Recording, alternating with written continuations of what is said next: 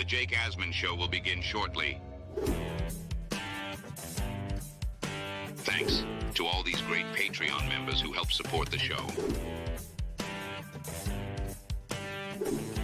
Get your super chats ready. Jake will be here in just a moment.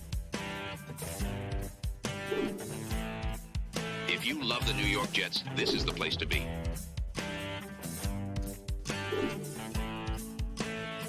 And now, the Jake Asman Show. The Jets really are a reality show. Aaron Rodgers was on Pat McAfee right after the Davante Adams trade happened with Davante Adams. You'll hear from Rodgers and Adams. Plus, we'll do a film review with Andrew Fialkow about last night's debacle against the Buffalo Bills. It's the Jake Asman Show. Let's hit it and get it started. Man, our Jets are primed for a historic season. Well! Here he is. Hey! He was having second thoughts, but hopefully we can put that behind us now. And yeah, we're back, man. We're back.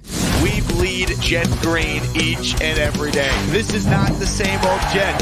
We have Aaron freaking Rodgers. We have Garrett Wilson. Let's go. We have Breece Hall. Please subscribe and hit the like button below. Super chat, baby. Cut the line. We have Sauce Gardner. We have Quinnen Williams. The Jet bandwagon is loaded. Now it's time to talk all things New York Jets. It's the Jake Asman Show. Here we go, Jet fans. Welcome in, everybody. It is indeed the Jake Asman Show. If you missed it earlier, Joe Beningo was live with us this morning. And for the second straight week, major Jet news broke. We were live as the Jets finalized a deal to finally land Davante Adams. The question is it too little, too late for the Jets with Davante? Here's the answer. Win on Sunday, and you could save your season. That's it. Win on Sunday, and you could save your season. Nothing else matters. At 2-4, you're not done. At 2-5, you probably are. If you missed it earlier, this was Davante reuniting with Aaron Rodgers live on the Pat McAfee Show. Well! Here he is. Hey, good to see you, Tay. Good to see you, man. Congrats. What's up, fellas? Hey, thank you, man. I appreciate it. No problem. How was the flight over there? Did you fly over last night? And Aaron wasn't returning any of your text messages? What's that all about? You think about saying, "Get me the hell out of here" anytime that? Yeah, he was having second thoughts. Yeah, he's been known to have both when it comes to pulling the trigger with me. But hopefully we can put that behind us now. And yeah, we're back, man. We're back. They are back, and so is Andrew Fialkow, who joins the show now in his weekly spot. Andrew, my God, do we have a ton to talk about. Yeah. Film review will come, but let's get to the Davante of it all, because you and I have talked about this for a long time, what he could do to the offense. It finally happens, but the biggest question is at 2-4, is it too late for Davante to help fix the Jets' issues? Yeah, I think it's obviously like a desperation move and something that would have been real useful before yesterday. I don't know. I wasn't even that excited today. I mean, I'm not like the way this team, I know you are aligned with this, but the way this team made me feel last night, I've never been so upset, I don't think, as a Jet fan. And that's after watching Zach Wilson, Adam Gase. I don't know how it's possible that last night was probably the worst loss I've ever seen from a Jets team. I don't even know how they write the script to make it so improbable to lose. But yeah, besides last night, yeah, I mean, like seeing this photo, like, yeah, it's cool. Like it's exciting, but we're also 2-4 and still extremely undisciplined football team that doesn't know how to win a game. Like that's point blank period. So it's a good move. It's positive. You add a great receiver that has an unbelievable rapport with our quarterback. So that's a positive, but like you said, it literally means nothing if we don't win on Sunday. So yeah, I mean, look, they can beat the Steelers. Doesn't feel like it based on how they have played, but like the Jets have just lost 3 games by a combined 10 total points. You know, if they have a capable field goal kicker, they probably win 2 of them, and that just eats at you as a fan of this team. Yep. You look at Davante, and yeah, we've broken down his film before. I mean, this has been coming for a while. We know the Jets have been trying to get him. What I'll say is this. There's no way you got worse by adding Davante Adams. It cost you a third-round pick. You already have the report from Ian Rappaport that the Jets and Davante have already agreed to a restructured contract for this year, and there's talks about redoing it beyond this year. I think this is a 2-year commitment with Davante and the Jets. I think it's this year and next year with Rodgers obviously at quarterback. So it's more than just this year, but I'm focused on this year. This team's too good to be 2-4, and at 2-5, it's over. So they got to win this week to make this all worth it. Yeah. Quick talk about Sunday. One, the fact that Vegas has us as a favorite is mind-boggling to me, but that's whatever. I think if Mike Tomlin makes the decision to start Russell Wilson, that's a massive positive for the Jets. I agree. Justin Fields has played pretty well this year, in my opinion, from what I've seen.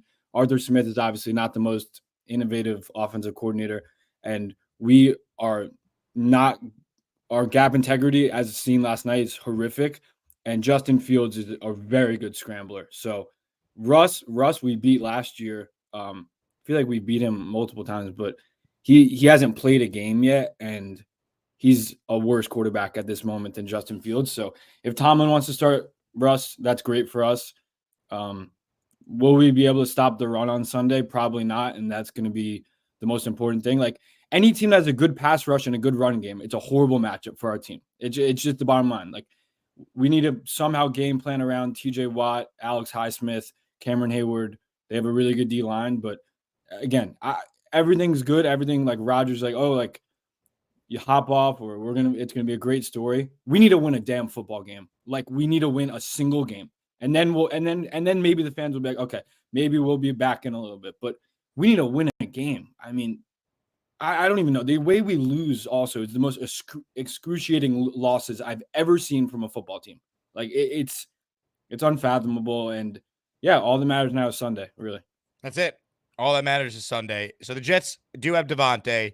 There are multiple reports that Mike Williams is available in a trade. And you know what's brutal about this is that it felt like early on Mike Williams was getting on the same page with Aaron Rodgers. Then these last couple of games happen, and it's clear he's not on the same page as Aaron Rodgers. I know you have the film breakdown we'll do coming up, but I played Dan Orlovsky's breakdown on the final interception last night. Yeah. And it's clear Mike Williams is not in the right spot, and he slips, and obviously it leads to a brutal interception on Aaron that's not on him.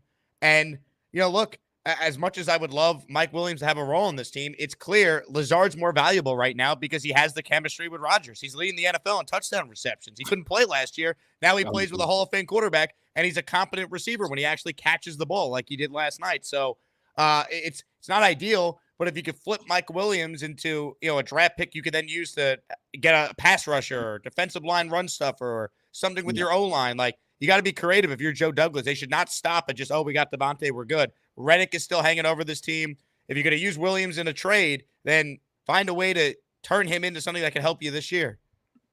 Yeah, I agree. I do sort of feel bad for Mike Williams because, like, I feel like he's just become the odd man out now. And look, he had a tough game last night. He had a bad drop, and then obviously the slip at the end of the game with him not being in the right place on the route was, I mean, brutal. Not that we should have been there in the first place. Right. That should not have been happening in the first place.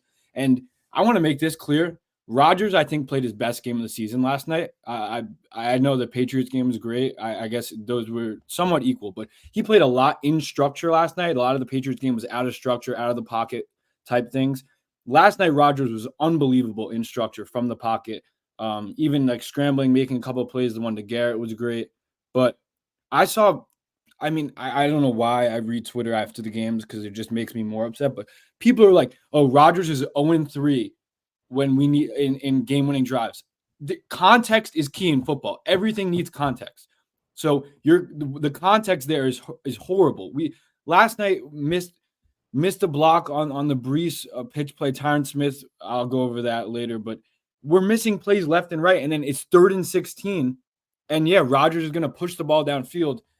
I'll go over that clip also, but he's 0-3 in game-winning drives when there's no context to it, zero context to what plays happened, how they happened. So I don't know. I can't go with the narrative that Rodgers was even a top 15 reason why we lost the game last night. It's not. I can name 40 reasons why we lost the game last night, and not one of them is him. So that narrative needs to get thrown out the door immediately. Yeah, I mean, look, you're preaching to the choir with this one. I mean, Rodgers last night played a better game than a Jet quarterback's played in a decade. Let's call it for what it is. I mean, the Jets last night had a quarterback who threw for 300 yards, basically had a 100 passer rating. They had two 100-yard wide receivers, a running back that had 170 yards from scrimmage, including 113 rushing yards, and they still lost because they're the Jets. That's the only explanation. They still lost. We finally got the Aaron Rodgers Hail Mary we've seen our entire lives watching football, and we can't even win the game after that. Like Rodgers is doing what he can here, and getting Adams is the right move. But as you said just before, win a football game. That's the only thing that matters right now for this team. Win a football game on Sunday. Yeah. I don't know about you, Jake. I'm getting more and more worried about Rodgers' health. I don't know how many more hits he's going to be able to take. And good thing TJ Watt doesn't play for the Steelers.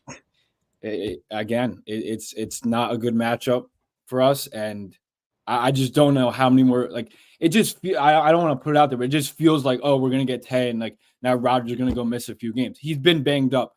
Like, we need to protect him. Like, obviously he's not as mobile as he's been in the past because he's 40 years old. Every time he gets hit, though, it's scary.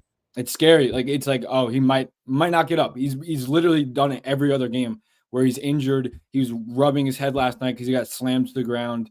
Look, Tyron Smith has been as disappointing as a free agent signing as I could think of, and it comes back to, like, not that many teams wanted him. Like, we wanted him, but like, did he have a ton of offers? No. I wouldn't be surprised, Jake, if we saw Olu soon.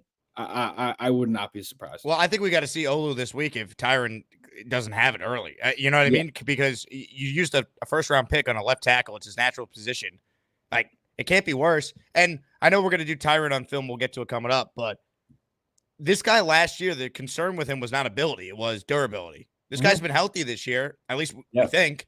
And he looks shot, and it's crazy. He was a second-team All-Pro last year. Greg Zuerlein was 35 of 38 on field goals last year. He's already missed more field goals this year than he had all last year. It is remarkable how this happens to this team. The whole premise of the year was built around what they had last year plus competent quarterback play. Now they're getting, outside of maybe the London game, competent quarterback play, and they still can't win. It's unbelievable.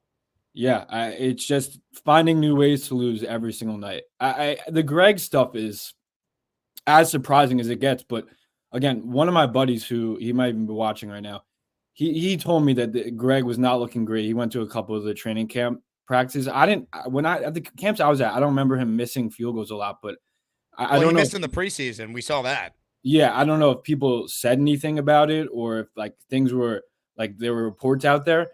That is a move that like the Jets now. Ulbricht's gonna be like, oh, we're all over him. Like he's the kicker. Like we're not making it a different move.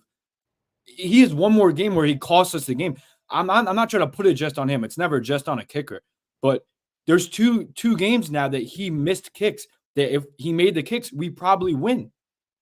It's not just that. It doesn't just like happen like, oh, he makes the kicks, like we win because there's a lot of context in the games. If he makes a kick, you don't know if Bo Nix, who's horrible, could drive down the field and kick a field goal. Probably not. Last night, if we make one of those field goals, we scored 3 points in the second half, and it felt like we were in the red zone every single drive. I don't know, man. Like you said, he was 35 of 38 last year. I don't understand how you could be that bad last night. It's incredible. But yeah, finding new ways to lose every single game. That's the Jets. Jets football, baby. Experience the pain. I mean, unreal. Unreal. All right, one soundbite from Rodgers I want to play, and then we'll get to the film review. This was Aaron Rodgers talking about the Jets being all in now. It's definitely adding a lot to our team, but I think energetically, with the change that we had, that was kind of can't be disjointing for energetics in the team, for guys wondering what does this mean. Then the way Brick handled everything, was just class and good leadership. And now this move lets everybody know, hey, it's on us now because we're going all in and it's our time to go out there and win games, get on a run, which, we all feel deep down is going to happen. All right, then go win on Sunday because that's really what it comes down to. You got Aaron Rodgers versus Justin Fields or Russell Wilson. Protect this man. Don't beat yourself and win a damn game. Because that's really it at this point. Win on Sunday. There's been teams many times that have gone from 2-4 to the playoffs. Like the Green Bay Packers last year started 2-5 and they made the playoffs. So it can be done. They're a game out of the 7th seed. The AFC is not very good, which is the saving grace for the Jets. Yeah. But as you said, win a football game. Yeah, it's almost becoming to the point of like you could talk all you want, but you're doing not the product on the field is terrible. So talk all you want, and it's either put up or shut up time. But like you said, it's a good point. The AFC is super weak this year. Like you might be able to sneak in with a 9-8 record. 9-8 might get you in. Yeah, 9-8 might get you in. 10 definitely gets you one of the wild cards. Yeah. Knowing the Jets, they'll probably go 9-8 and miss from a tiebreaker or some bullshit. I said it earlier. That's so funny on the stream. I go, if someone's like, "Oh, this team's gonna win 4 or 5 games," I go, "No, they're not. They're gonna make it the most excruciatingly possible season imaginable. They're gonna go 9-8, miss the playoffs, and we're gonna be lamenting a game like last night in Denver and Minnesota. All these games that they blew early in the year that cost them. I mean, that's how it's going to play out. It'd be too easy for the Jets just to lose and fall to 2-5 and be irrelevant. No, they're going to find a way to win a couple games and then punch us in the groin a little bit later on in the year with another back-breaking loss. Watch. Yeah, but yeah, I mean, again, it's so funny because after last night, I was like, I'm so done. Like I'm trying to emotionally disconnect from the team. And you can't. I don't know if they do win on Sunday, then like you have a game against New England and. We could be potentially 4-4 with the Thursday night football game against Houston. That's like another huge game. So I don't know. I don't think the schedule is that hard down the stretch, but for the Jets, it is. That's what I was looking at. We play the Cardinals, the Colts, the Dolphins twice. There's winnable games, but again, I have to remember it's the Jets. So Jets Steelers watch party, T-Squared Social, RSVP. If you're coming out, it will be a blast. And God, if the Jets do somehow win, it will be a party. That's for sure. Yeah. All right, let's get to the film review. Ladies and gentlemen, Andrew Fialkow of JetsXFactor.com, one of the great analyst film breakdown guys we could bring on the show. So he's going to screen share, and we'll go through some of the offensive plays from last night, some of the defensive plays. I don't know if you're breaking down the all-22 on Greg Zuerlein doinking the post twice, but if you have any thoughts on that from a kicking mechanic standpoint, feel free. Like, I wish I understood. And you know what bothers me? Kinlaw and Zuerlein, both on the sideline, like laughing. It's so funny that we suck. What is that? How are you? I don't have any Javon Kinlaw clips, by the way. How on earth are you committing 3 penalties on a drive? 3 in like 4 plays and then laughing about it? I'm so sick of it, and it's so much loser mentality stuff. Like, really, like, how do you get penalized for mouthing off to an official? That's unheard of. I've never seen it before. The Jets literally make up new ways to like dumbfound their fans and the league. I've never seen that before in my entire life. So, absolutely insane. You know, thinking is overrated. So is being a Jet fan, Woody. So is being a Jet fan. All right, Andrew. Here we go. Film breakdown. Andrew Fialkow, JetsXFactor.com, joining us. He's going to get his screen share ready to go. We'll respond to a couple super chats, then dive in. Dylan says, Myles Garrett for Reddick and Mike Williams. Who says no? Everyone. Daniel, froze my ass off at MetLife for the Jets just to lose. Yeah, welcome to hell. Hope you bought your I mean, I hate to say it, Daniel, but that's the life we chose. Des Jet writes in, if I have to watch this defense play cover 3 zone more than half the game, getting beaten flats in the middle of the field and running a 4-3-D against a 7-man. We're going to get to the defense on film breakdown, but I mean, I don't know if that was the problem last night. They just were not good at stopping the run, and Michael Clemens with the game on the line. Everyone knew Josh Allen was going to run the football except him. I'll save that. I'll save that to save Clemens. All right, I'm not seeing your screen share here. Let me know when you do it. All right. It'll be under the present button. Yeah, just got you. Cool. All right, I got it. All right, everyone can see your screen. Take it away. Alrighty. Again, like I was gonna say, Jake, do you want to pop up that Garrett screenshot quickly? Yep, Seth Walder here. The print's a little small, so I'll verbally read it to the audience here. Garrett Wilson, deep crosses plus deep overs plus medium crossers plus digs. Weeks 1 through 5, 9% of his routes were those routes. Week 6, so that's last night, 29% of his routes were once again crossers, deep overs, medium crossers, and Diggs. So that was the Todd Downing effect as far as Garrett Wilson's usage goes, Andrew. Yeah, and I was so happy about that. And also, there's another stat, 72% motion last night. We were 29% last week. You saw it on film. During the game, it was influencing the defense a ton. Yeah, between the 20s, they looked like a really good offense last night. Very good, like very competent. This first play, like I was shocked. Like right out of the gate, we're running Garrett on a crosser. So again, Garrett just on a little crosser here. Can you make your mouse a little bigger, your pointer? Yeah. You know what? You want to unshare me for a sec so I can just go ahead.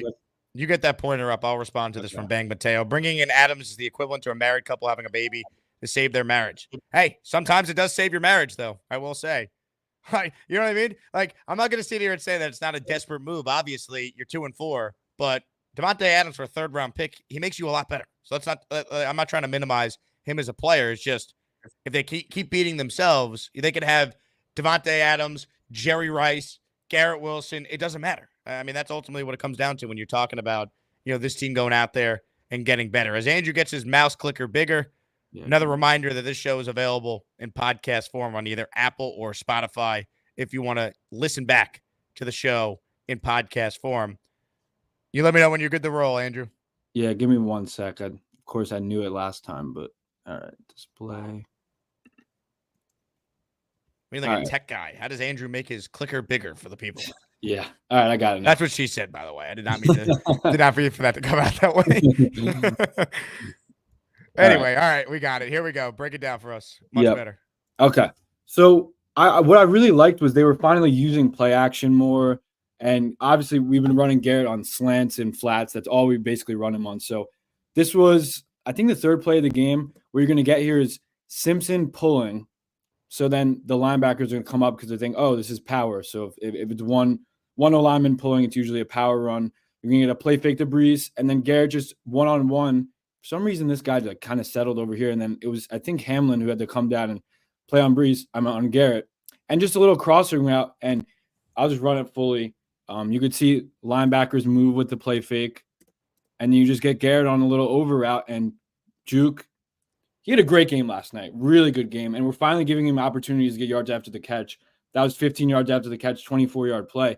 By the way, this was the first time I've ever seen this play called on film. Now, I don't know if everyone knows because there's probably new viewers every show. I've watched every single snap of the Jets offense this year, unfortunately.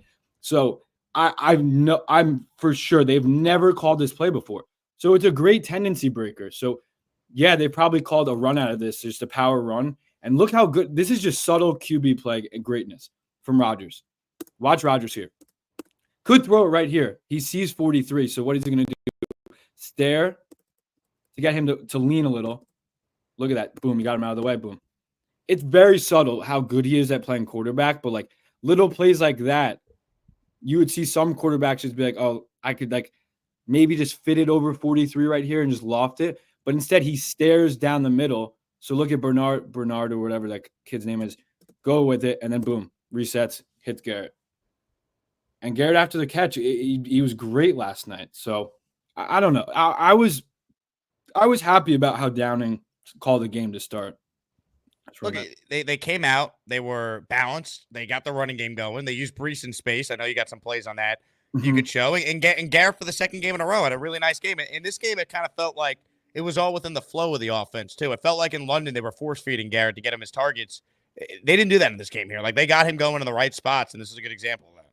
Yeah, I think you need to get him in space like this. Like, just let him run a crossing route, and whether it's zone or man, like, he'll settle or he'll run like he does here. And, again, his best ability is his yak. So you need to get him on the move and in motion. So this is another good example here, actually. This was the screen to Brees, and this was not the one, I don't think. Oh, no, this was. Oh, man.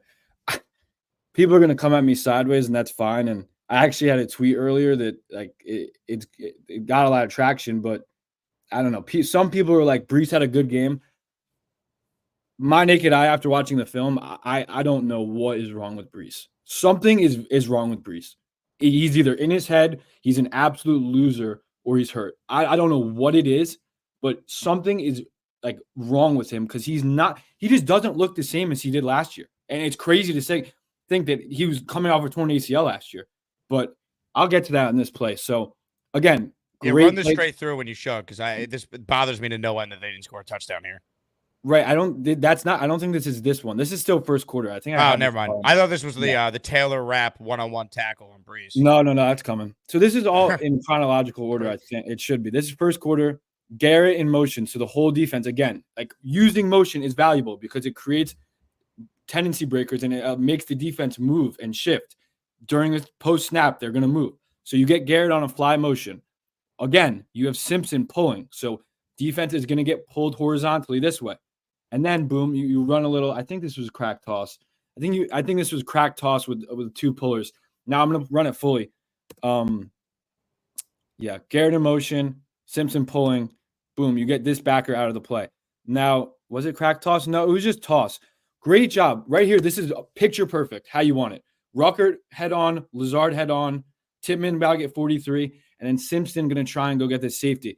Now, everyone watch. Once he hits the 49-yard line, I don't know what he's doing. Why? I know football is hard, and it's very easy for me to pause the play and say, yo, you should have done this.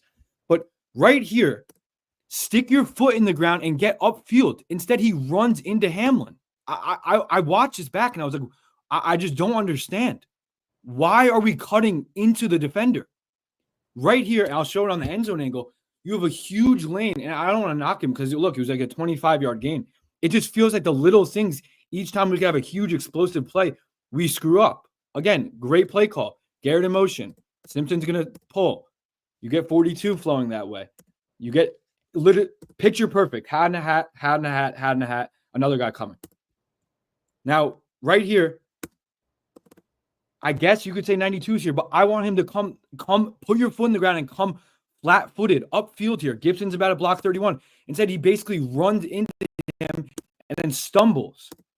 It felt like a missed opportunity to me. I know it might be a little hard on him, and it's very easy for me to pause the game and just say this. I don't know, man. I feel like Brees of old would have cut this upfield right there, and it would have been a huge explosive. Well, the field vision's not.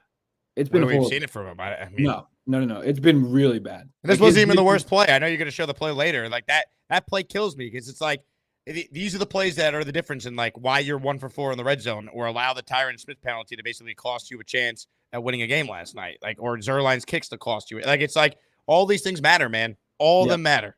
Yeah, 100%. So you come back to things like that, and I think the next play. Oh yeah, this I'll just go through quickly. I thought this was good because it shows that Downing is like actually game planning. We're running the same exact play where we had Garrett on like a little over route. I know this is Mike Williams here, but you're gonna have a puller and a play, and it could be a play fake, but here they run it and they actually catch the Bills in a run blitz that was coming this way. It's literally the perfect call, and this was a really good run by Brees. It was. Good vision, great hole, stiff arm. Again, doesn't like I don't know. I feel like Brees of old will outrun 47 here and get in the end zone. He scores. I don't know. It's just baffling. And I know I think Garrett scored on this drive. Yeah, Garrett did. So we got a score on this drive. But anywho, there were good reps. This is another good rep. I think this was ABT pulling. Not the best even rep there, but the burst, it's not 100% there to me. Again, I don't know if he's hurt. I really don't know. But it's not there. I do have Garrett's touchdown. Thank God. I was going to say to you, I don't have it, but I need to just show it. This is just like spectacular football. It really is. And it's so funny, Jake. While I was like writing notes the entire game. The whole first half, I had so much positive. Like, I guess we're starting off with a bunch of positive stuff. I had like 15 plays of positivity from the offense. And then they lose the game, and I'm like, what the hell? Like, I can't believe that they even lost the game with them playing this well. But this was so good, like so good by both players involved. Rodgers, I think they kind of a collapsing pocket here, and Garrett just does a really good job finding him in the scramble drill. This is what we wanted to see from them. This is the best way to see if a receiver and QB are on the same page is when a play breaks down like this. He's not even remotely in the field to play. And good job by Rodgers stepping up. Garrett open. And great body control, exactly what you want to see out of your wide receiver one. Like, must make play, and they make it. It's hard to convert in the red zone. It is. And good job, good protection.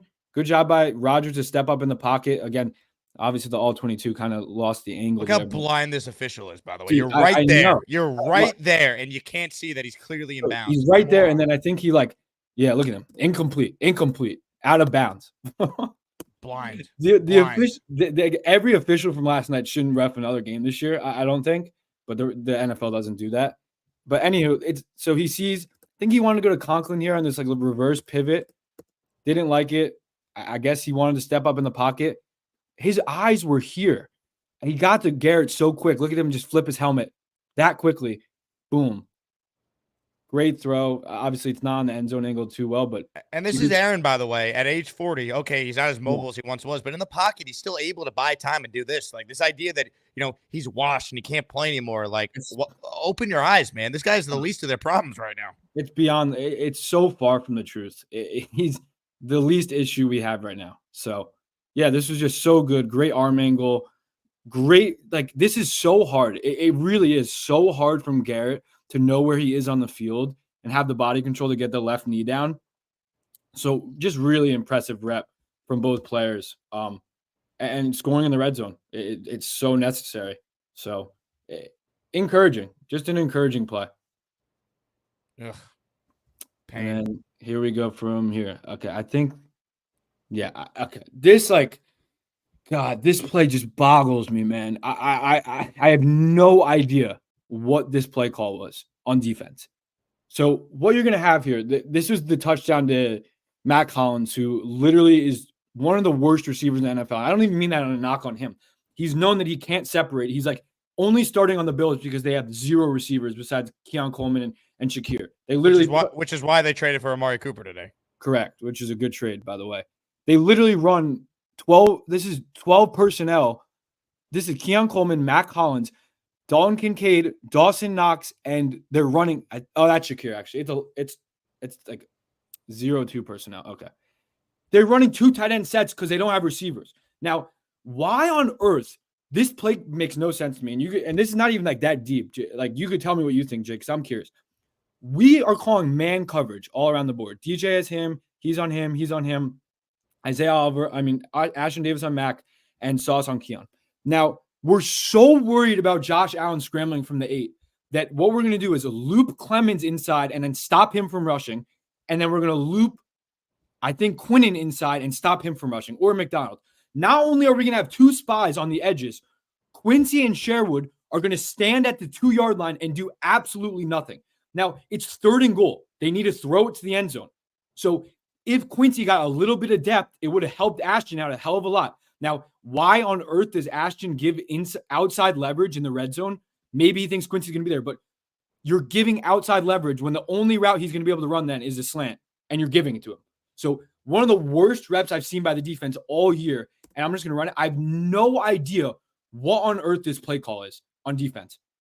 Okay, so right here, you have 2 guys rushing the passer, and Will and Clemens just looped around and did absolutely nothing. Now, when the snap comes, Quincy, 0 depth. Sherwood, 0 depth. Ashton's already beat. But if Quincy had a little depth here, it wouldn't be horrible. You have 2 guys rushing the passer, 2, and you're playing 5-on-5 man coverage like it's 7-on-7 drill. You have to make it make sense to me. What the hell is Clemens supposed to do there? He can't. It's not like he's going to track Allen down if he runs out of the pocket. This play call infuriated me on film, and like rewatching, I have no idea what on earth. They have 4 guys spying. 1, 2, 3, 4 guys spying him. What is that? He's a great scrambler, but you don't need 4 guys on him to watch, and then have one-on-one coverage with Ashton Davis, who's not a good cover guy. And even though it's Matt Collins, he's still going to get beat. And you don't even have Quincy getting depth. Get depth. Sherwood, get depth. You could always come up and play the run, but you're at the 5-yard line. They need to get in the end zone. It's just, I'm going to play for, it's shocking, like shockingly horrible.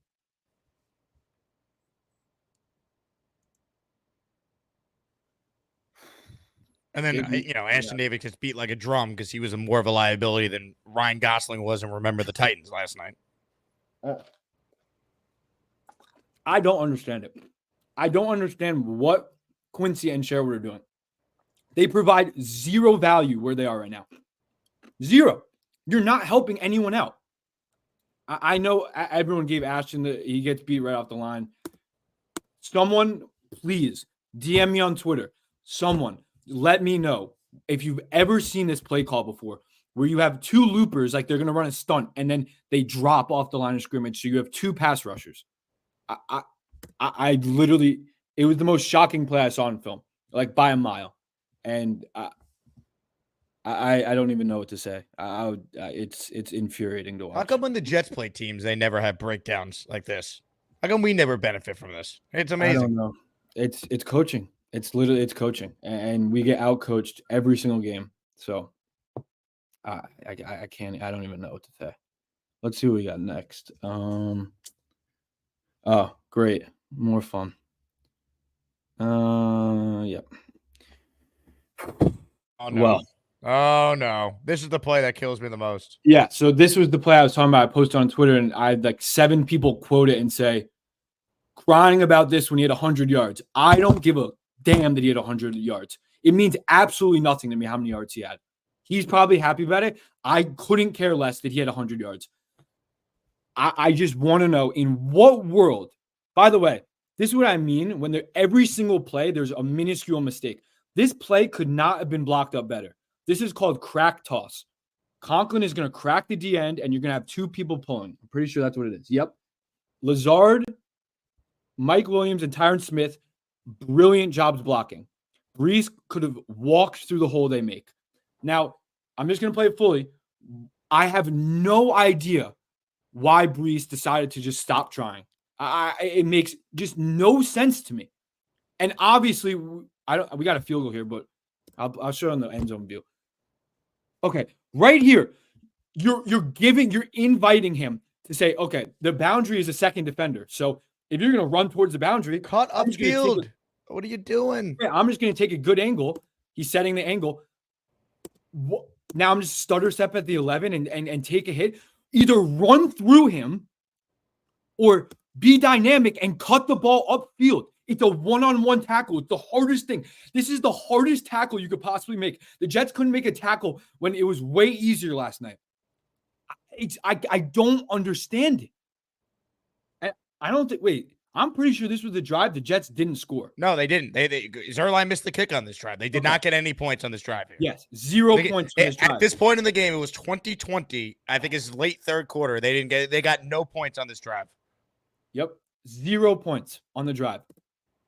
And this is our star running back. I'm sorry. This was like a great play by him. This is one of the I'm gonna sound crazy. This was one of the worst plays ever. I was screaming at the TV. You just know with the Jets, you have that feeling like this was gonna come back to haunt them. And by the way, great job, Conklin on the edge on Epinesa.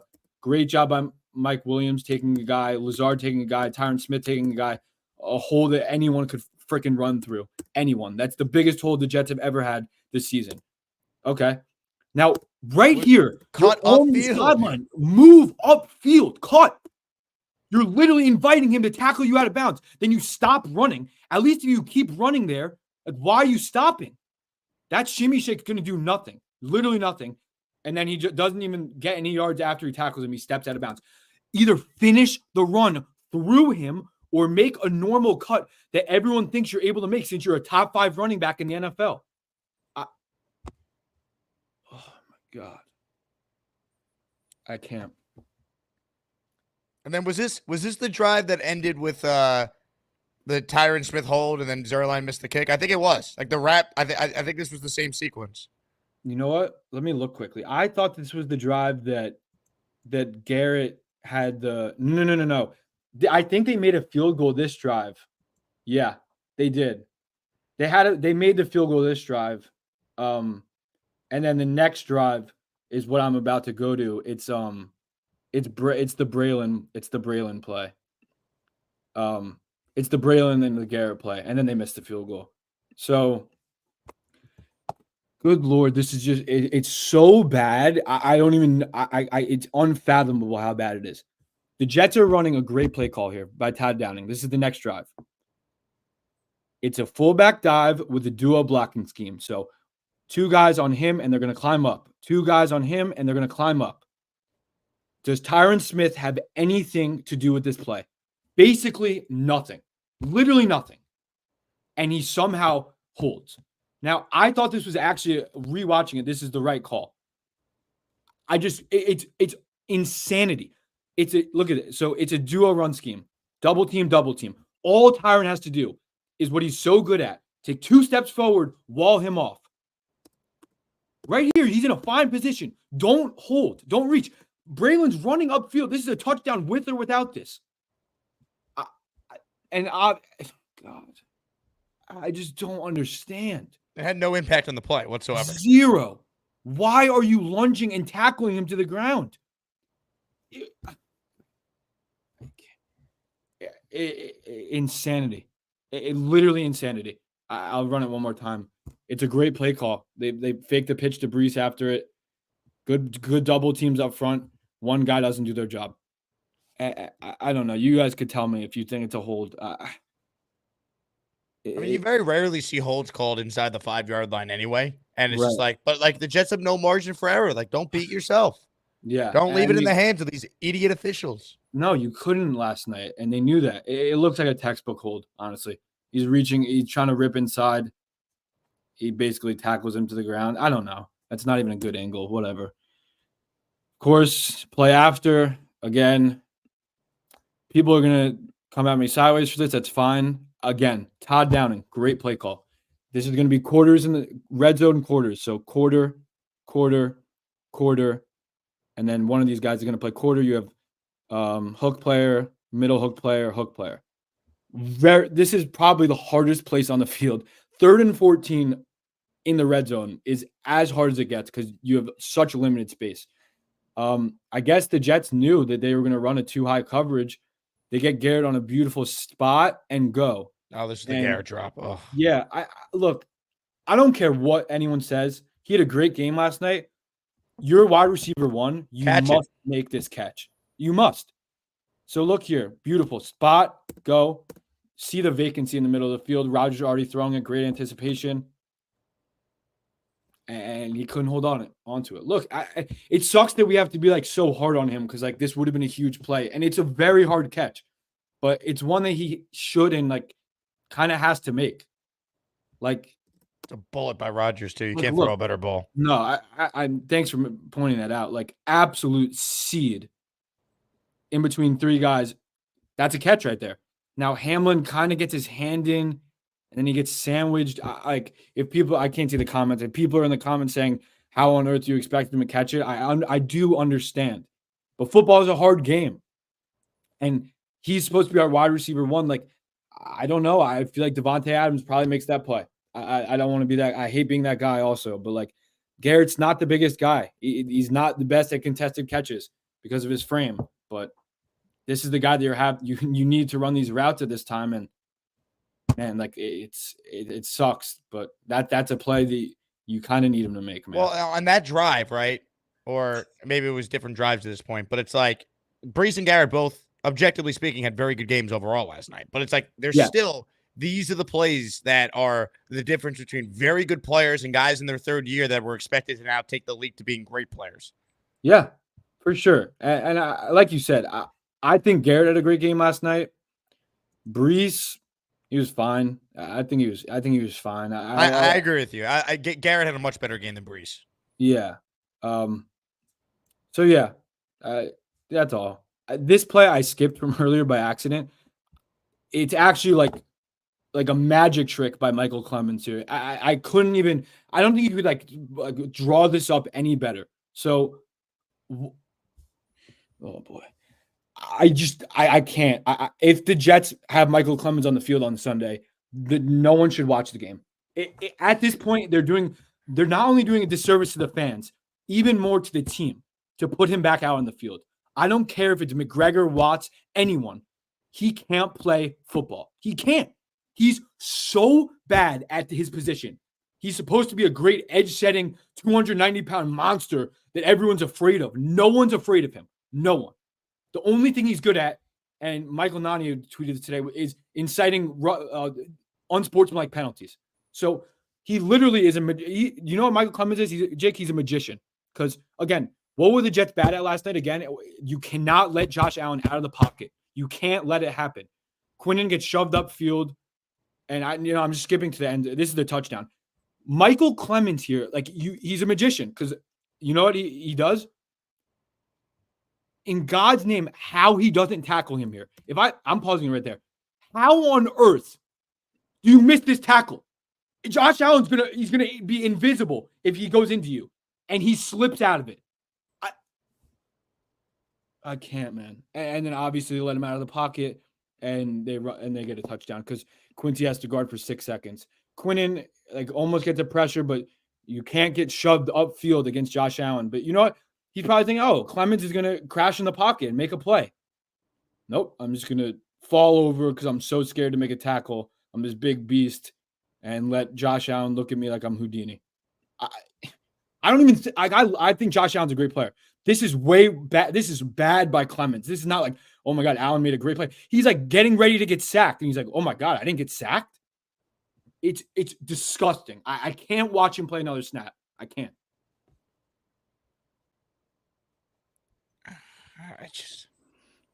He's so bad.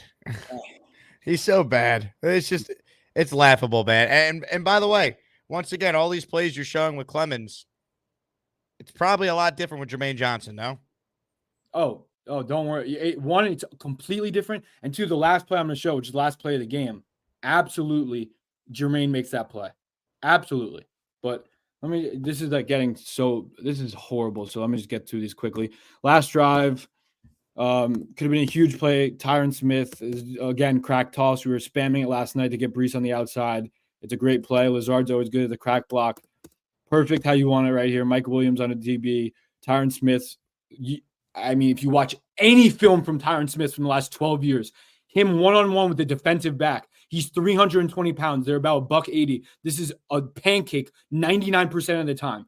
But he runs too fast, overruns it. Rasul Douglas looks like he's the best player in the world when he's not even that good. And this was a second down play. Then the next play was a screen that Tippmann held on. So 2nd and 16. And it's little plays like this. This could have been at least if Brees wants to maybe cut it upfield if he had any vision, but he doesn't. Or he could have cut it outside. Either one. But Tyron Smith whiffs on the block, and it's a 2-yard gain, and then obviously the drive stalls out after that. Consistently, bad play after bad play with penalty after penalty. It's never going to work, ever. You could have great QB play like you did last night, and Tyron Smith doesn't throttle down at all, just completely runs past him. It's like Tyron Smith got cursed once he came to the Jets. I don't know what. Just throttle down, brother. Throttle down. You're sprinting. You couldn't be sprinting faster. Rasul Douglas just does the ole and goes right under him. It's insane. Tyron Smith is an elite O-lineman. That's not Tyron Smith, dude. That's Mekhi Becton. That's the only explanation. That's the only explanation. Because Tyron Smith was a second-team All-Pro last year, and now we can't play. It doesn't make any sense. No. And people could say, oh, he's got older now. And he was older. He's been old, and he's been, like you said earlier, he just gotten hurt. Got news for you. Trent Williams is old. He kept playing. Correct. Andrew Whitworth was old. He kept playing. The age is not it doesn't make sense, man. Tyron Smith was really, really good last year. Even if he's diminished this year, he shouldn't be Becton level bad. Good Lord. This is I didn't even realize he falls over at the end. What do you golly, brother? Oh my God. I hate this team. I just want everyone to know. I hate this team. The Jets have ruined my love of football. They got Davante Adams today, and I can't even freaking enjoy it. Yeah, I'm completely aligned with you. Okay. Last two clips, because I actually do want to. I need to hear other people's opinions, because hopefully other people are more. I feel like I've never been this negative as a Jet fan in my life. But hey, all super chats for the remainder Andrews on the show are going to the get Andrew a nice cocktail or beer of his choice, so he could hopefully relax a little bit. I'm starting to worry about our guy Fialkow here. I know how when I watch your show, you say, "I wish I had an Apple Watch," because right now I feel like my blood pressure is. I'm not. Dude, this is worse than the Zach Wilson film. I'm not joking. 100%. The Zach Wilson, at least I was like, yeah, this is going to suck no matter what. I have high expectations for this team. That's the issue. I don't know why. This is worse because you're getting the good quarterback play, and it's everyone else screwing up. Last year, it's you knew what the problem was. There's nothing you could do about it. The quarterback sucked. And it's now it's not the quarterback, so it's worse because it's everything else we thought this team was supposed to have this year to be good around the quarterback. Yep, 100%. All right, I'm gonna calm down for now. Look, last play of the game for the offense, it's really tough for me. Like, I understand Rodgers. I didn't love him saying it, by the way, that like twice, like Mike Williams ran the wrong route, and like it kind of felt like he was throwing him under the bus. I don't know. I do like hearing it because then we get to understand what happened. Talks about the red line. The red line's 5 yards from the sideline. Everyone knows, and not everyone knows that. Every team has that. So Lazard's on a vertical. This is 3rd and 16. Lazard's on a vertical. Mike Williams comes inside. So Rodgers didn't like that. Either way, this ball is not the best ball that you could have thrown. I see the window, by the way, where he wanted to throw it. And honestly, if Mike Williams doesn't slip, it's a 50-50 ball with him. So right here, I think he would want Mike Williams here and lead him upfield because that's a touchdown. I hate to be that guy, but this is like probably a completion if he's running the route like he should be, which is 5 yards from the sideline. So on the other side of the numbers, not inside the numbers. That's what Rodgers said in his postgame interview last night about how he was running an in-breaker. He's not running an in-breaker essentially, but he was running the vertical more in than he should have been. And Rodgers, if you want to go back to the quote, anyone, he said like specifically he saw out of the corner of his eye 3 guys run with Lazard. So then he like saw Mike Williams was in a little bit more. So he threw it here. I don't know. Again, I don't know about the throw, but like if he's on his feet there, that's a catch. That's a catch if he's on his feet. I mean, absolutely unreal play by the safety. I don't know if that was Taron Johnson or whoever that was. To like flip his hips and make an interception on this play. But if he doesn't slip there, that's probably a catch. Again, it's just bad execution. I saw some people on Twitter complaining that he should have thrown it to Brees here. Again, not the worst take.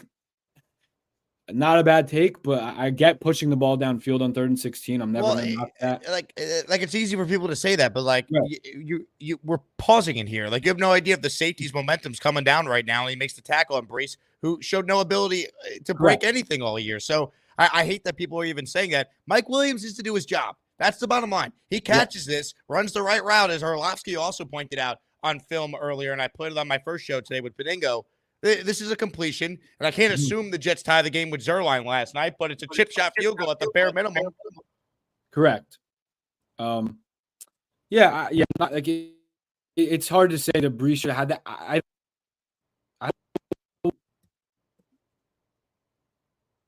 this is frozen. You were frozen briefly. Uh-oh. Hang on. Oh, Am I out? Am I out? Andrew, do you hear me? I'm back now. See, like I have too many clips. I have too many clips uploaded. No, I think it's the Jets trying to cut you off for exposing their bullshit. Fine with me. Yeah. Okay. So no, I agree. I don't mind the pushing the ball downfield either. Like, it's a tough incompletion.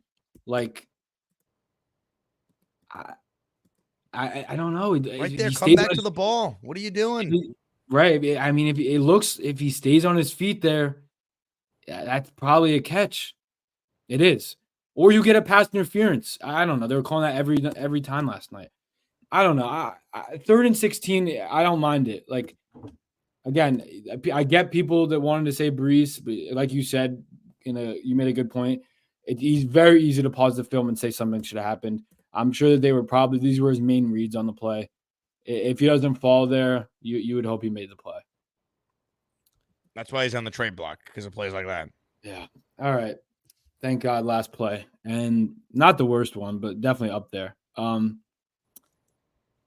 I was thinking right when this play before it was happening, I was like, man, they really didn't use Josh's legs in any design plays in like the entire game. And they could have done it. They could have gashed just the entire game, but they were running like zone plays and anything they wanted, duo, and killing us. So you know what?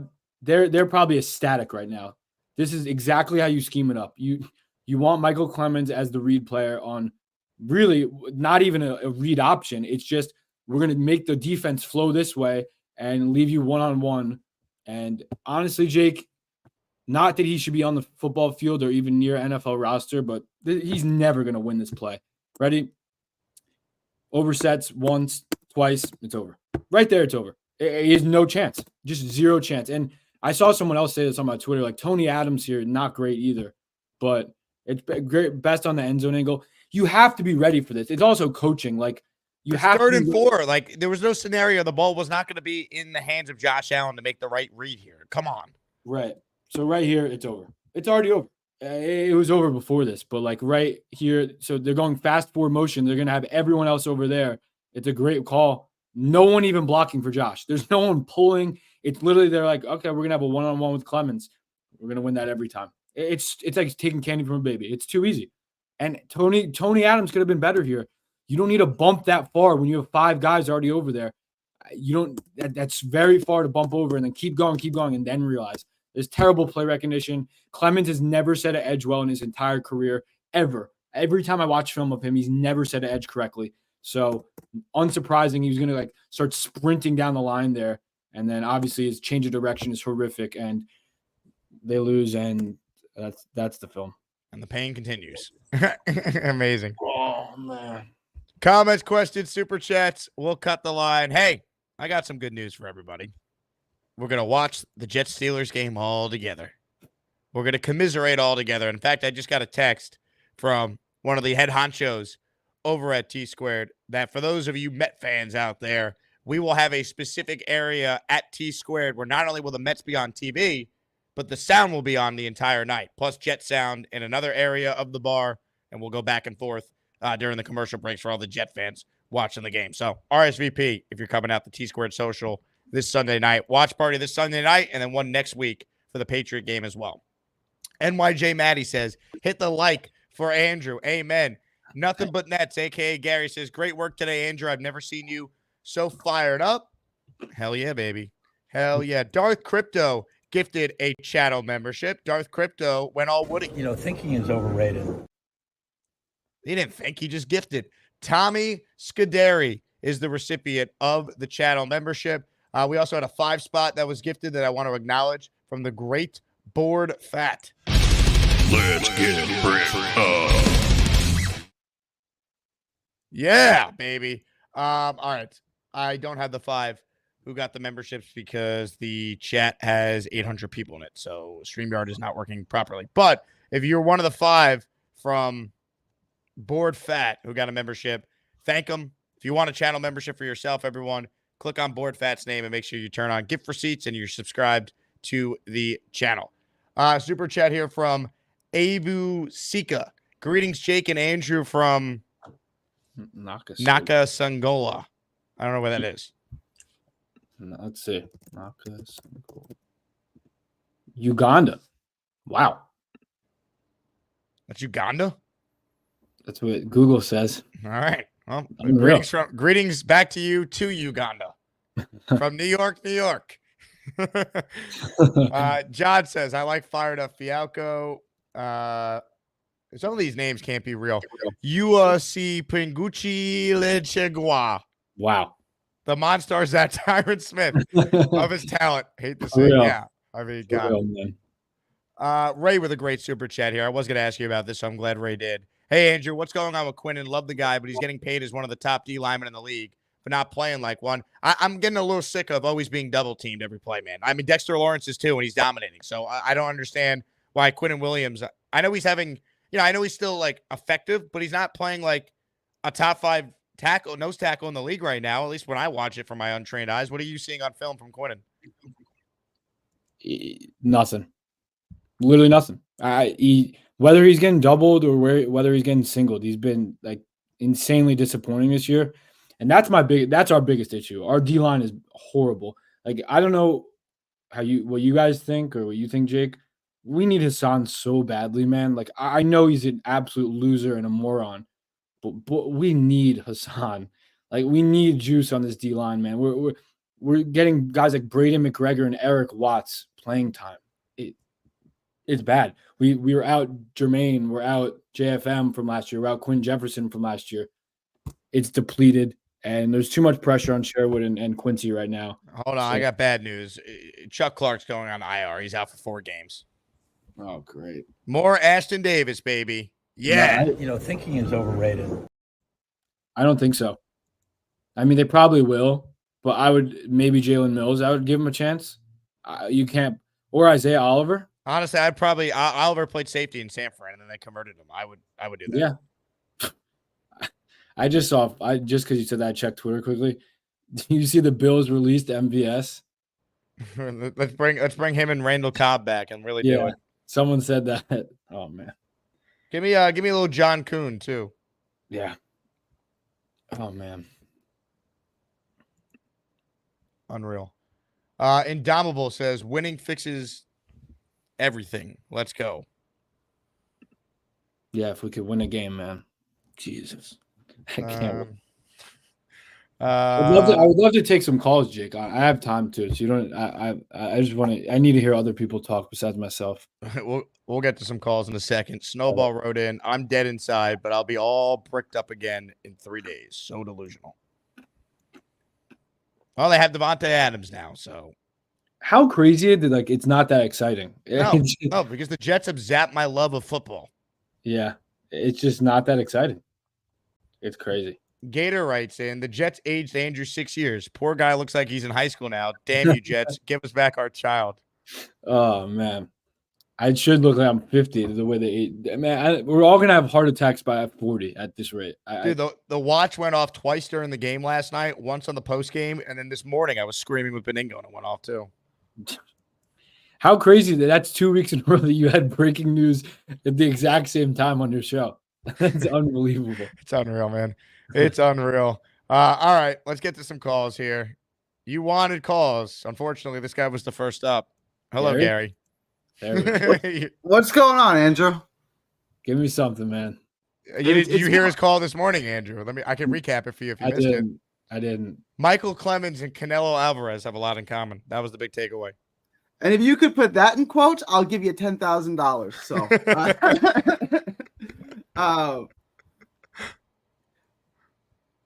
it's been a couple of weeks. So, like 2 weeks ago, on September 30th, I was in my neurology appointment, and my doctor was like an hour late. I'm like looking at my phone, and he was like, "Do you have some place to go?" I'm like, "But Fialkow's all right."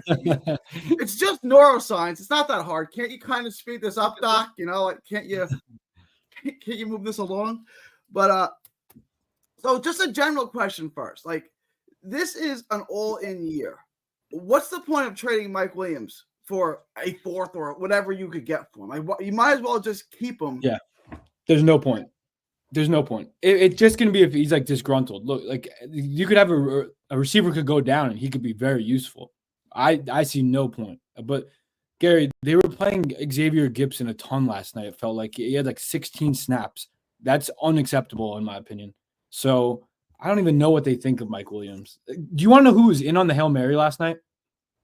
Who was on the Xavier Gibson, Alan Lazard, and Garrett Wilson.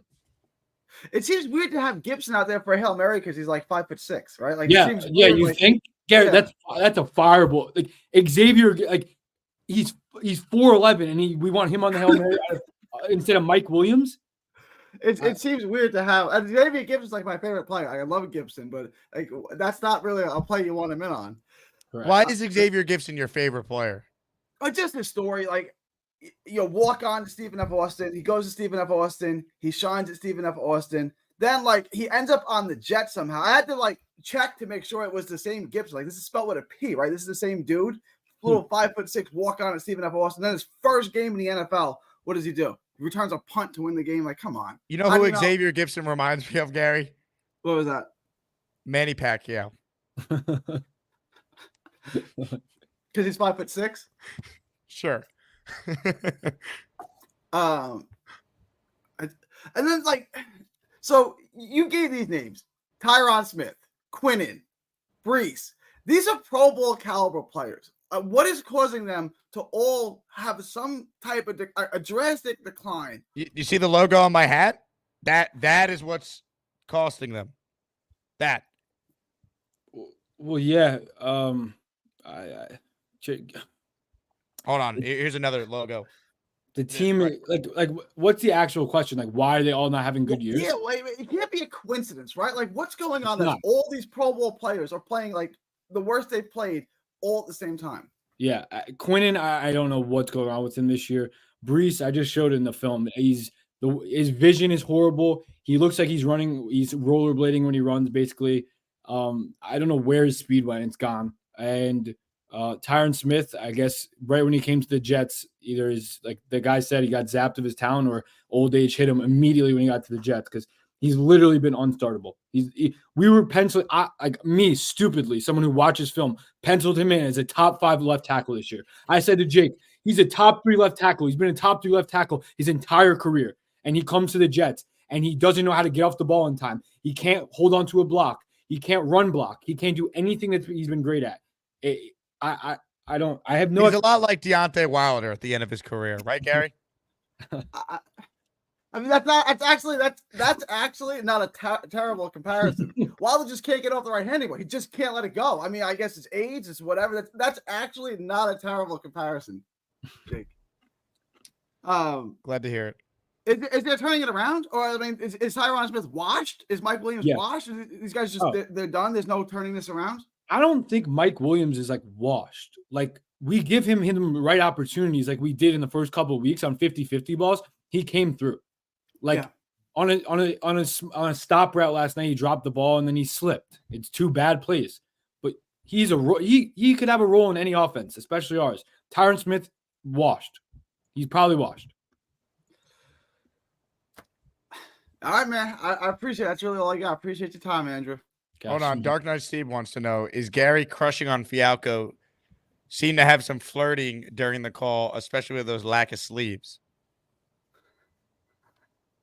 I think Fialkow is the smartest guest you have on. And you have good guests. I mean that as a compliment. I think Fialkow is the smartest guest you have on. I appreciate that, Gary.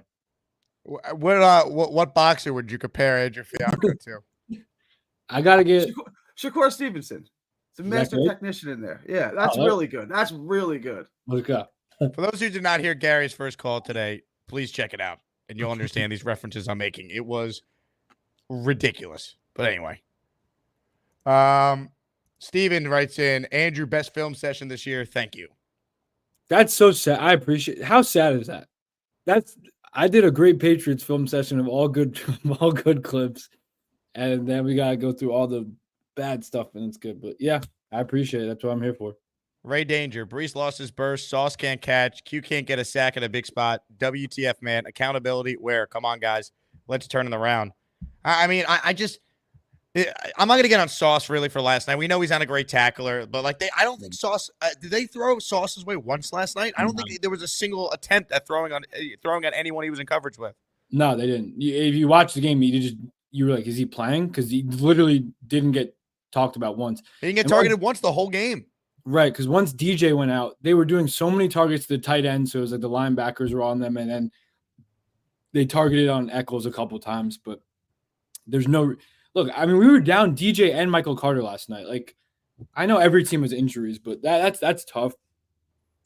Yeah, we don't make – like, you were waiting last night for, like, a big play from the defense. Like, the missed field goal felt like the biggest play. It was like, okay, there's a change of momentum, but – the fumble, obviously, if God gave us 300 fumbles, we wouldn't fall on one. Right, that was the play, because that was the chance to force the one turnover. And that's the one thing they've been able to do against his quarterback. They have forced, Josh Allen has turned the ball over a lot against the Jets. He's fumbled a lot.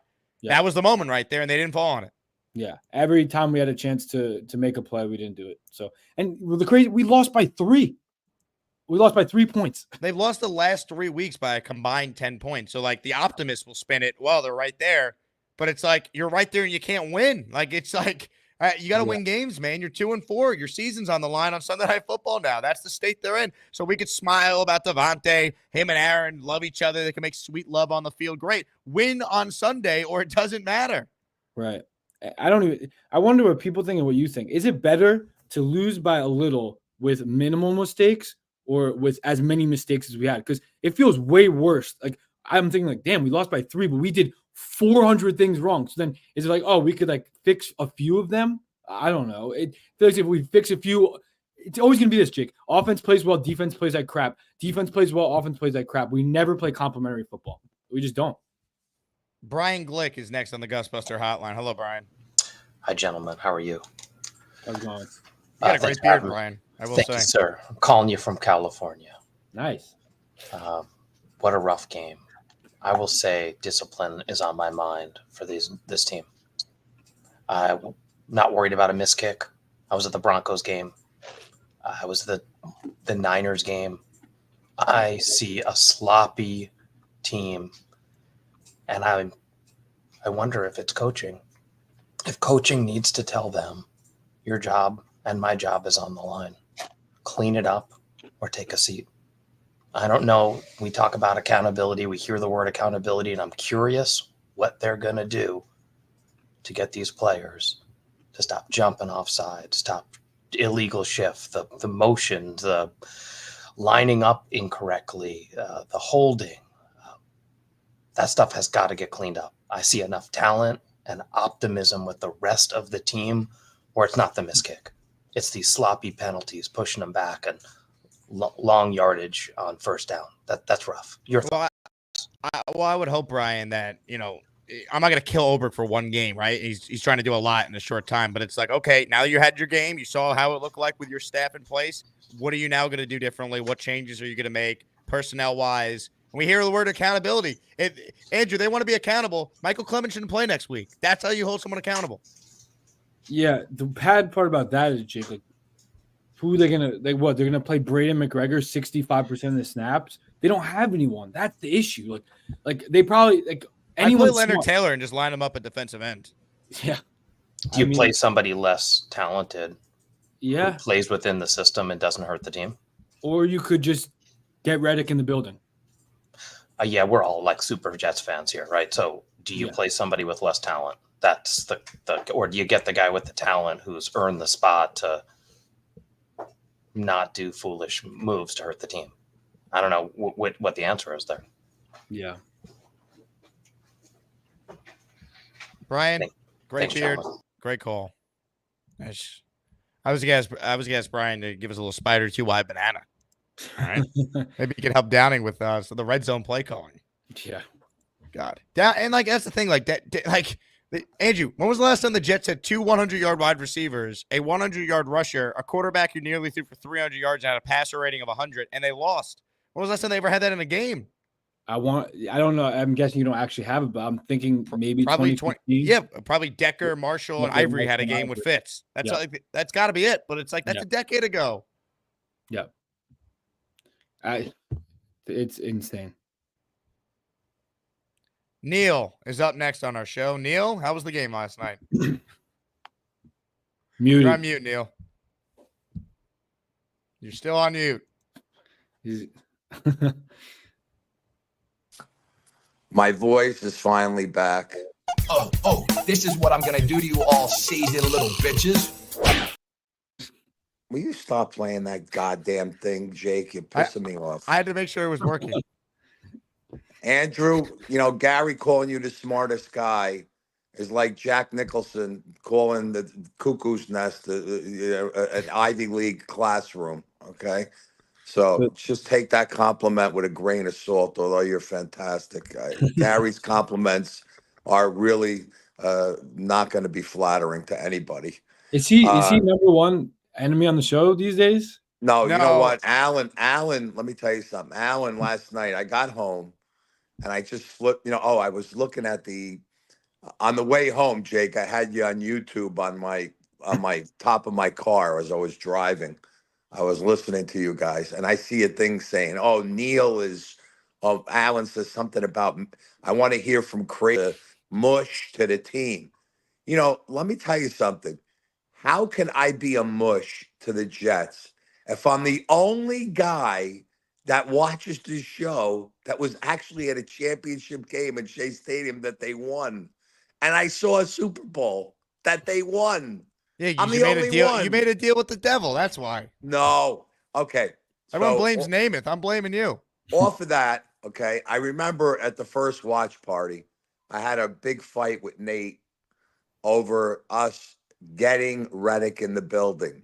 Get Reddick in the building. We need Reddick. We need Reddick. I blasted everything about this Joe Douglas playing his goddamn Walmart supermarket games and not wanting to pay the guy for 2 years and 3 years. Can I ask you something? And Andrew, I know you want Reddick in the building. You said it. Yeah. Here's the bottom line.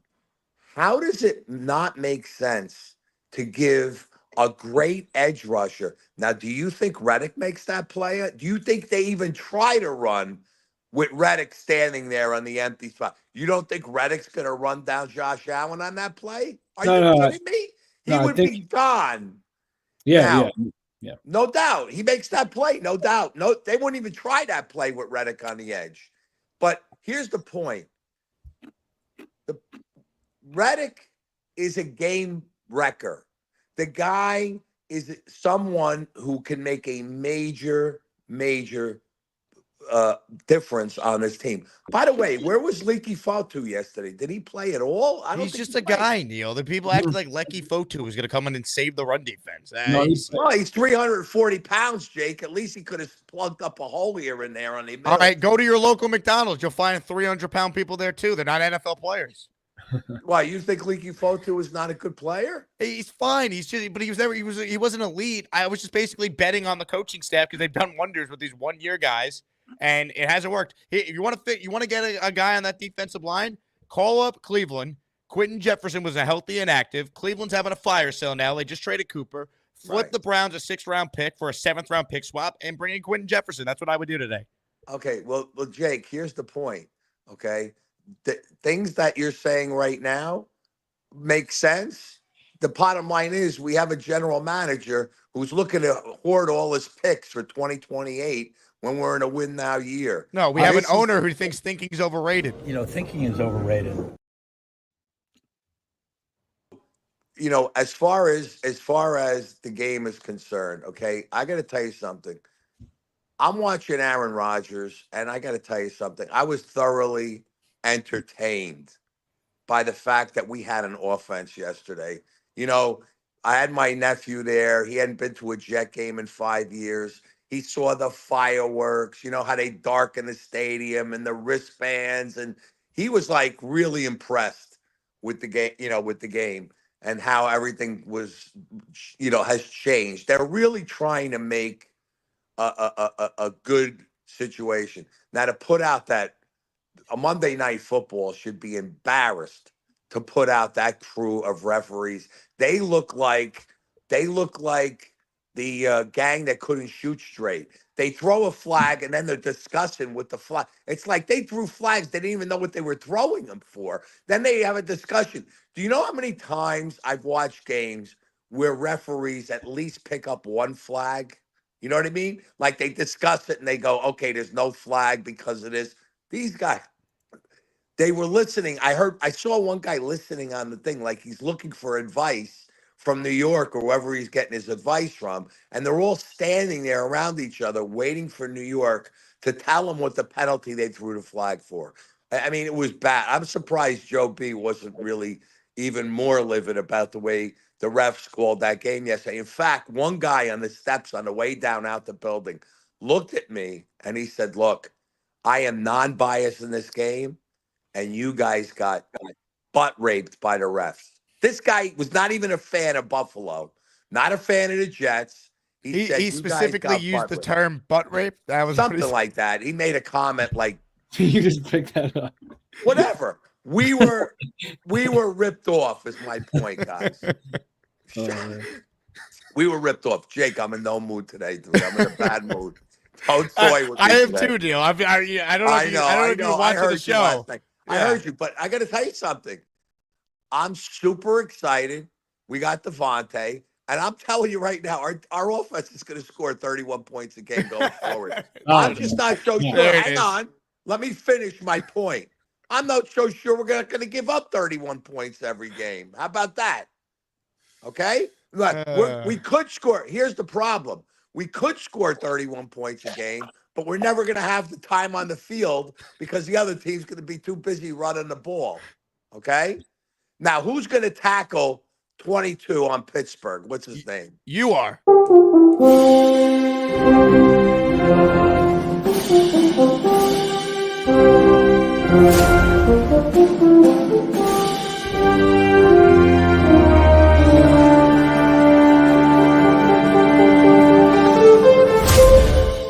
Let's go. You are, Neil. That was an all-time Neil call. He's the best. He was so down, and then it was like, hey, we're gonna score 31 points a game. I'm like, there it is. Ray wants to know, can Quantez Stiggers play safety? I don't know. Right? He really didn't in the preseason, from what I remember. He was only used as a corner. Yeah, he only played corner in the CFL, so I don't know. They won't. I don't think they're going to do that. But I think we see Isaiah Oliver and Ashton Davis. That's what we're going to see. Yeah, and Jalen Mills even played a few snaps last night. Mills I don't know too, yep. what he has left, but yeah, it's not a good situation. Chuck Clark wasn't great, but he's a steady veteran, and you're gonna have to see other guys in man coverage now, like Ashton Davis. It's not gonna be great. Big fella, cut Clemens, start McGregor or Watts, and let Clemens embark on his next career as Diddy's bodyguard. Brown selling, get Dalvin Tomlinson, play Corley. Look, I don't know about this whole we're gonna start buying so many guys. It's gonna be a bad look. I don't think they're gonna want to do that. They should, especially this year. But I don't know if we're gonna add a D tackle and add this and add that. Jay Quest in the house. He says, Andrew, I want you to elaborate. You said Brees is either in his head, a loser, or he's hurt. Where you go with that? Rob V greater than Brady. I guess I blacked out for 45 minutes during that film session. Yeah, I don't know which one it is. What I mean by that is when you watch him run the ball, he looks like he's scared to do anything. I think he's pressing. I think that's what it is. Garrett finally stopped pressing. He's looked like himself these last two games. I think Brees, maybe last night was the start of him coming out of it. He watches film and then he's going to hit those. I mean, we're now 6 games in and Brees is yet to have that explosive long touchdown that we know when he's at his best. That's what he's doing. Right, but I don't know if that is he not going to do that? I don't know. That play last night. That's not Brees that we know. That we think we know. It is not. Nate wants to know, what do you think Brees would call Andrew? Probably, honestly, probably someone a guy who thinks he knows film. Probably, I probably get quote tweeted later. A ball knower. A non-ball knower, I'm guessing. You know what? You saw that Sauce quote tweeted Jets X Factor, right? Yeah, can we laugh at that for a second? Yeah. So Ripka was the one who wrote the opinion piece. And so she writes Brees needs to be benched. Sauce quote tweets it being like people being too reactionary. Brees works hard, he's a great player, whatever. And then Ripka writes an article. Sauce Gardner responds to criticism of people saying he should be benched. You're the one who offered the opinion. Yeah. No, they talked about that. And they were like, we obviously have to cover it. And Ripka's like, yeah, I want to cover it since I got called out. So I kind of like that. I was like, I just thought it was hilarious. It's the headline was like Sauce Gardner calls out critics. They called out you. You're the one who wrote the story.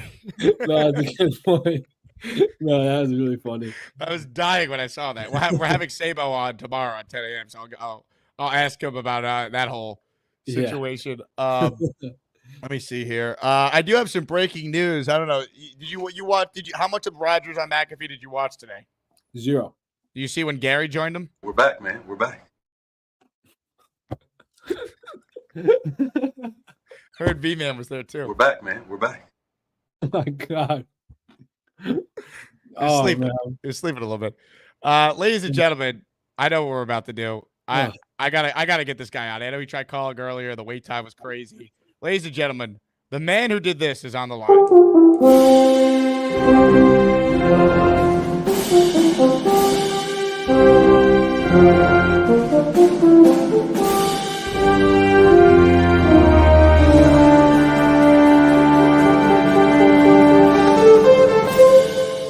Let's go. Bijan is here. What's up, Bijan? Hey, Jake. How's it going? How's it going, Andrew? Good. Couple of points. I just want to first of all, just super, super pissed. Aaron.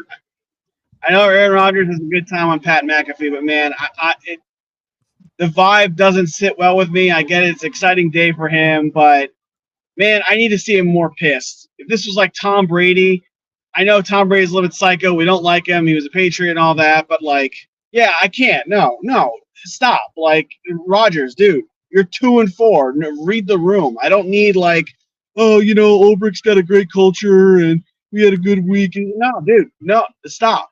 Just stop. Like you lost. You're 2-4. As you've been saying, we're 1 week away from being completely irrelevant. Like enough. Like start winning. I understand the frustration, Bijan. The thing I would push back on, like if you watched Rodgers' post-game press conference after the game, he was furious. Like he was really mad. Yeah. So, I think, his best friend just got traded to the team. He's there showing him around the facility. I would give him a break that he's excited that Davante's a Jet again, Yeah, no, that's fair. That's totally fair. I'm just he played really well last night. There's too many other guys I'm more mad at than worrying about the quarterback being excited on national TV. His best friend got traded back to the team. Yeah, that's one of the guys I was going to mention was Zerloin. When I remember when he was on the Rams, like everybody, he was Greg the Leg then too, and then he had all of a sudden he just started shanking kicks. And he got cut, or he was, I don't know. The Rams let him go because he went from being like all pro to being just an absolute disaster. Kind of rebuilt his career with the Cowboys, and then the Jets signed him, and then he's been, great the last 2 years. I wonder if whatever's going on with him now, maybe it's like some sort of yips with the kicking or some sort of technique thing. But he really suffered at the end of his career with the Rams. And it was kind of looking like this. So I don't know if that's something Brant Boyer can fix. I have no idea. But, I mean, he's about to be like, if it weren't for his contract, it'd be something to where you should probably consider cutting him or getting somebody else. And then, I know you talked about this earlier, but, man, is this something to where, like, can we overcome – Can ownership be overcome? With Woody Johnson, I was trying to think about like this last 14 years versus like the first decade he was owning the team. And we had a good run those first 10 to 12 years. But I remember like there was always a Bill Parcells kind of assistant guy that was always around the building. And what do I mean? Like, you went from Parcells to like Al Groh. I know Bill Parcells recommended Terry Bradway, who kind of fizzled out at the end. And then you had Mike Tannenbaum. Is it just like Woody Johnson has to luck into one of those kind of guys again? I'm not saying they were great, but they were better than anything we've had in the last decade or so. Well, do we have to luck? Here's what I think it comes down to, man. Like the owner has to hire the right people and get out of the way. I'll use the Nick example again. James Dolan didn't figure out how to become a good owner all of a sudden. He hired Leon Rose, who hired Tom Thibodeau, stayed out of the way, wrote the checks when he had to, and they built a winner. Like, Joe Douglas's resume is not good enough that if this team doesn't make the playoffs, I don't want to just him. I don't think he should be back. I would start over with a new GM and a new coach. I'll see how the rest of the year goes on. But, like that's what it comes down to, man. Like, Douglas obviously got the coaching hire wrong, and we might have overrated the talent on this team. If all of a sudden Tyron Smith is shot, Greg Zuerlein is shot, Brees is not as good as we thought, like all these things. So I got to see how the rest of the year goes on before I decide who's running the show going forward. Yeah. But I also think, like you said, Douglas doesn't make the playoffs this year. He's gone. So that's kind of it's make or break for him this year. It's been that way. So. Also, Bijan, I don't know if you could sing, but with the Jets on Sunday Night Football, if you want to give us a little Carrie Underwood, I've been waiting all day for Sunday night. I'd be happy to play that. All right. What's the Sunday night theme? It's dun dun dun dun dun. Can we do that on a trumpet? Dun dun dun dun dun dun. Oh yeah, Bijan, you get that done. We'll play it. All right. I see. He's still on hold. Bijan, is that possible to get done by Sunday? Oh yeah. Oh, I can do. Well, I mean, I can't sing. You don't want to hear me sing, but I can possibly even play that on the euphonium. Even the I've been waiting all day for. Yeah, no, I know it. Yeah. All right, Bijan, excellent job. That's good. I'm doing my part here for this fan base, man. We're trying to restore the vibes. You know, we got an owner who doesn't want to think. We got problems, man. We're all trying here. You know, thinking is overrated. What was he asked in that clip? I don't even remember. That was just, he spoke at the owners' meetings today, and they caught up with him, and he then made a Talladega Nights reference. I can't, man. So unserious. Oh, man. We're back, man. We're back. We're back. All right. All right, Andrew. Do you have time for a Bobby Midnight call before we say goodbye to you? Yeah, I saw he wrote in the comments he wanted to say hi. Not only is he in the comments, but he's going like this on hold right now. Oh, I'm doing another Zoom meeting. Oh, Farts Jake's going live. Gotta end my friggin' stream. Bobby. Hello, Bobby. Well, I gotta get my deal with a day with Andrew. I love talking to Andrew, okay? That's why I was going like this. Because last night, 2 hours, I couldn't get on, so I had to go to bed at 2 o'clock in the morning. So what do you mean you had to go to bed? You could have stayed on. I was getting tired. I'm older than you, Jake. So is that my fault that you're tired? You don't have the stamina to wait on hold? Nope, not for that long. Okay, Andrew, how you doing? Good, Bob. How are you? Do you remember the play before halftime he threw the Hail Mary? I do recall. I predicted that call. I said to go for a Hail Mary, and they got to get a touchdown, and they did. Did you said it? Yeah, on my stream. Oh, really? In my stream, yes. Jake, we got to get someone to clip that. Yeah, can someone get Bobby Nostradamus clip for me? It was in the stream that I had. We did a play-by-play show, which mine lags a lot because I'm way behind. It sucks when it's way behind. So the Yankees won yesterday too. No, we're not doing the scoreboard report. Everyone knows what happened. Oh, poo on you. And then I thought Allen would get the ball more. I wish Allen got the ball. He had a touchdown, Bobby. They took it away from him. Tyron Smith. Yeah, I know, dumbass. Yeah, I don't like. Oh, God. He moves slower than I do. God, man. He's like a dunce head. And I'm happy. Michael Bobby, said hi to hold on, guys. Bobby. Your credibility is being called into question here by Clancy. He says Bobby called the Hail Mary, not the touchdown, but he wanted credit for the touchdown after. Is this true? No, I said that. Oh, come on. That's what I meant. Just read between the lines. He married me. Come on, stop. What was I talking about before I got interrupted by my husband? What? Braylon Allen. No, before that, I mentioned something else, right? The scoreboard report brought to you by Bobby. Oh, yeah, that's right. Okay, but then I think, I'm happy about the Adams signing, and Michael said hello to you both. He loves you both. Oh, I love Michael. That was a good pickup. We need him because now he has two people that he knows how to throw it to.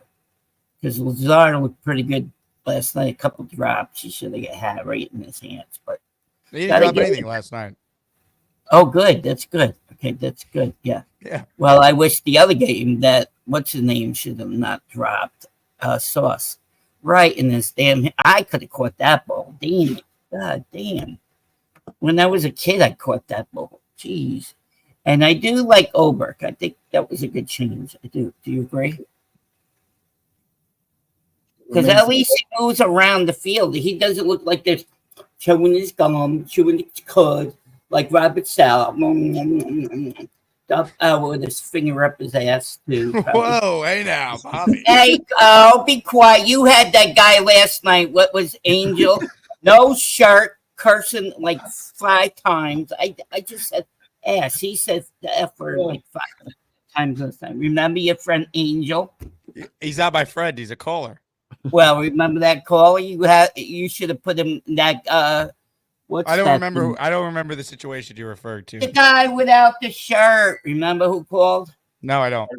Oh, come on. You complain about him having no shirt on. Do they call you Bobby Stamina? I just noticed your name change. Oh, you probably put it in there. No, you probably put it in, Jake. Stop it. I see you typing over there. Don't, you know.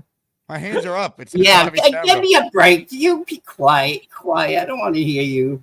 You drive me nuts sometimes.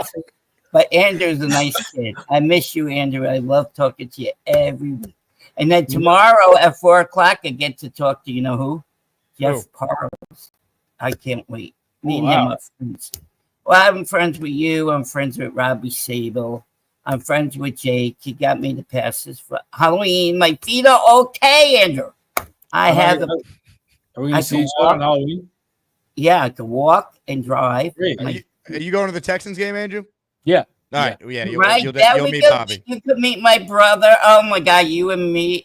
You meet me and my brother. Oh my God, that's going to be a party. Party happy down in Jersey. In New Jersey, we're going to party like it's 1999. Or I could sing that song if you want on Sunday. When are you going to sing that song? Why don't we let the professional do it? Hey, I'm a professional. Do you want to audition? Yeah, I was going to say, I'm going to need you to audition right now on the air, then we'll see if it's worth it. Well, I got to get that song. I don't know how to sing them right, all the words. I got to look at it. Google right now lyrics. Hey, you said if he's going to be ready by Sunday. I'll be ready by Sunday, okay? No, I need an audition. Bijan's already proven himself. Okay, quiet. I'm not, okay, on your show, I'm not going to sing happy birthday to anymore, okay? Okay, Andrew, you've been a great guy, okay? You're awesome. Jake, sing it, Bobby. I've been waiting all day for Sunday night. Yeah, I'm waiting for Jake to get off his shoe. Da, da, da, da, da, da, da, da, da. Wow, he's gone. Oh my God, man. Bobby, this is for you. Hi, everybody. This is Bob from Vermont. I am Bob, of course. Look how happy he was there. He was nice. He was caring. And now he's just a bitter old man. Oh, my God. Anyway, all right. Andrew, thank you. Great job with the film breakdown. For those two to get late, rewind for Andrew's full commentary. And we broke the Davante stuff at the top, broke it down, played some Rodgers on McAfee where the two of them appeared together. Trade's official. Jets need to get a win on Sunday, Andrew. That's really all that matters at this point. Yeah. I'm spent. I have no energy left for this team. So I'm going to take like 4 days and not think about them and then ready to be heartbroken again on Sunday. Ladies and gentlemen, Andrew Fialkow, everybody. Great Appreciate job. Fialkow21 on Twitter. Follow him there to see a lot of his film breakdowns that we went over on this show, bonus content, his thoughts on real time on the Jets, all that. All that. Hey, guess what? Copper Johns is back, baby. Promo code Jake20, and you'll save 20% off on any of their incredible men's grooming products. Longtime listeners of the show know all about Copper Johns. They are the preeminent men's grooming company out there. They have everything from different beard bombs, beard butter, mustache wax. When I had my mustache last week, I was using Copper Johns mustache wax to make it look nice and shiny, nice and comfortable, not itchy, which is always big. Copper Johns Beard Company, the website, copperjohnsbeard.com, promo code Jake20 for 20% off your purchase. And what I love about Copper Johns, in addition to the products being awesome, Tyson, their founder, is an Asmaniac and diehard Jet fan. So you're supporting a small business by supporting Copper Johns as well. Jake20, 20% off, copperjohnsbeard.com. I'll showcase some of the products on the show over the coming days. All right, more of your calls right now, and then we'll say goodbye. I'm off to Yankee Stadium tonight to watch a real team play a big game. Indomitable is up next. Hello, Indomitable. Nice. Speak of the Devils, got the Yankee mug. There we go. What's up, Jake? How are you? How you feeling now? I'm glad they got Davante. I wish, like, if they won last night, today would be a party all day, and it sucks. Yeah, definitely. Let me tell you something real quick, man. Last night, I don't know if you heard on the telecast, Joe Buck in his whiny voice, he was saying that Aaron Rodgers loves having Xavier Gibson around because he does something different. I mean, what difference does Xavier Gibson does? I mean, the last time he caught a pass, Jimmy Carter was in office. I mean, The guy doesn't contribute in any other way other than fair catch in the back, but in the offense, he has been non-existent. So I think that getting Davante, now we know we have Davante, Garrett Wilson, and Lazard. Then after that, it has to be Mike Williams and Malachi next, in my opinion. I mean, we don't need to see any more Xavier Gibson because it's the equivalent of having like Jeter leading off and Bernie Williams second, Paul O'Neill third, and then Luis Soho as the cleanup hitter. Like, what are we doing here? That guy doesn't belong in the offense. If he's gonna have a role, it should be solely for the special teams, and we need to give a chance to Malachi. And also, to finish up, I anticipate the main reason why I'm like calm right now and I'm not like panicking or going crazy. It was a tough loss last night, but I anticipated that we were gonna be 3-4 after the Steelers game. So we have to win on Sunday, man, because going 2-5 is just going to be a calamity, man. Because where do we go from there? You know, but if we're 3-4 and then we can even it out 4-4 when we come up here to Foxborough. So you know what I'm saying? Like, we have to win that game on Sunday, man. We have to. There's no if or yeah, they have to win. They have to win and then go from there. You know what I'm saying? So Ray Show, Jake, enjoy the Yankees game. I'll be at Mohegan Sun watching it tonight. All right. Indomitable. I appreciate it. Also, Indomitable really coming for V-Man with the historic references. We got a Jimmy Carter line today from Indomitable. Unreal. Hit the like button if you're just tuning in. Support the show. Be an Asmaniac. Hit the join button to do it the old-fashioned way, or someone might gift you a membership. Also, if you haven't subscribed yet to the channel, please do so. It's free. We talk Jets each and every day. We did a 3-hour post-game show last night. We did a 3-hour stream with Joe B this morning, and we're giving you another probably close to 2-hour stream again, at least here today. So the content's going to come no matter what. That's what we do on this channel. This is my 4th season doing this every day, covering the Jets. 2nd season doing this full time. By the way, I am on ESPN New York this Sunday from 4 till 7:30, and then I'm headed off to T-Square for the watch party. So you'll have me on ESPN New York this Sunday and basically every Sunday remaining in this month. Adnan says, Andrew Fialkow doesn't know bleep about football. Stop bringing this guy on your show. It's disrespectful. You know what? Your point is disrespectful. Bum. Now look what you've done. No more protection from the Asmaniacs. Had to pull you out of the chat and cast you down with the sodomites. Some time in here will feel like you've been run over by the lane train. You understand me? You catch my drift? Give him another 24 hours to think about it.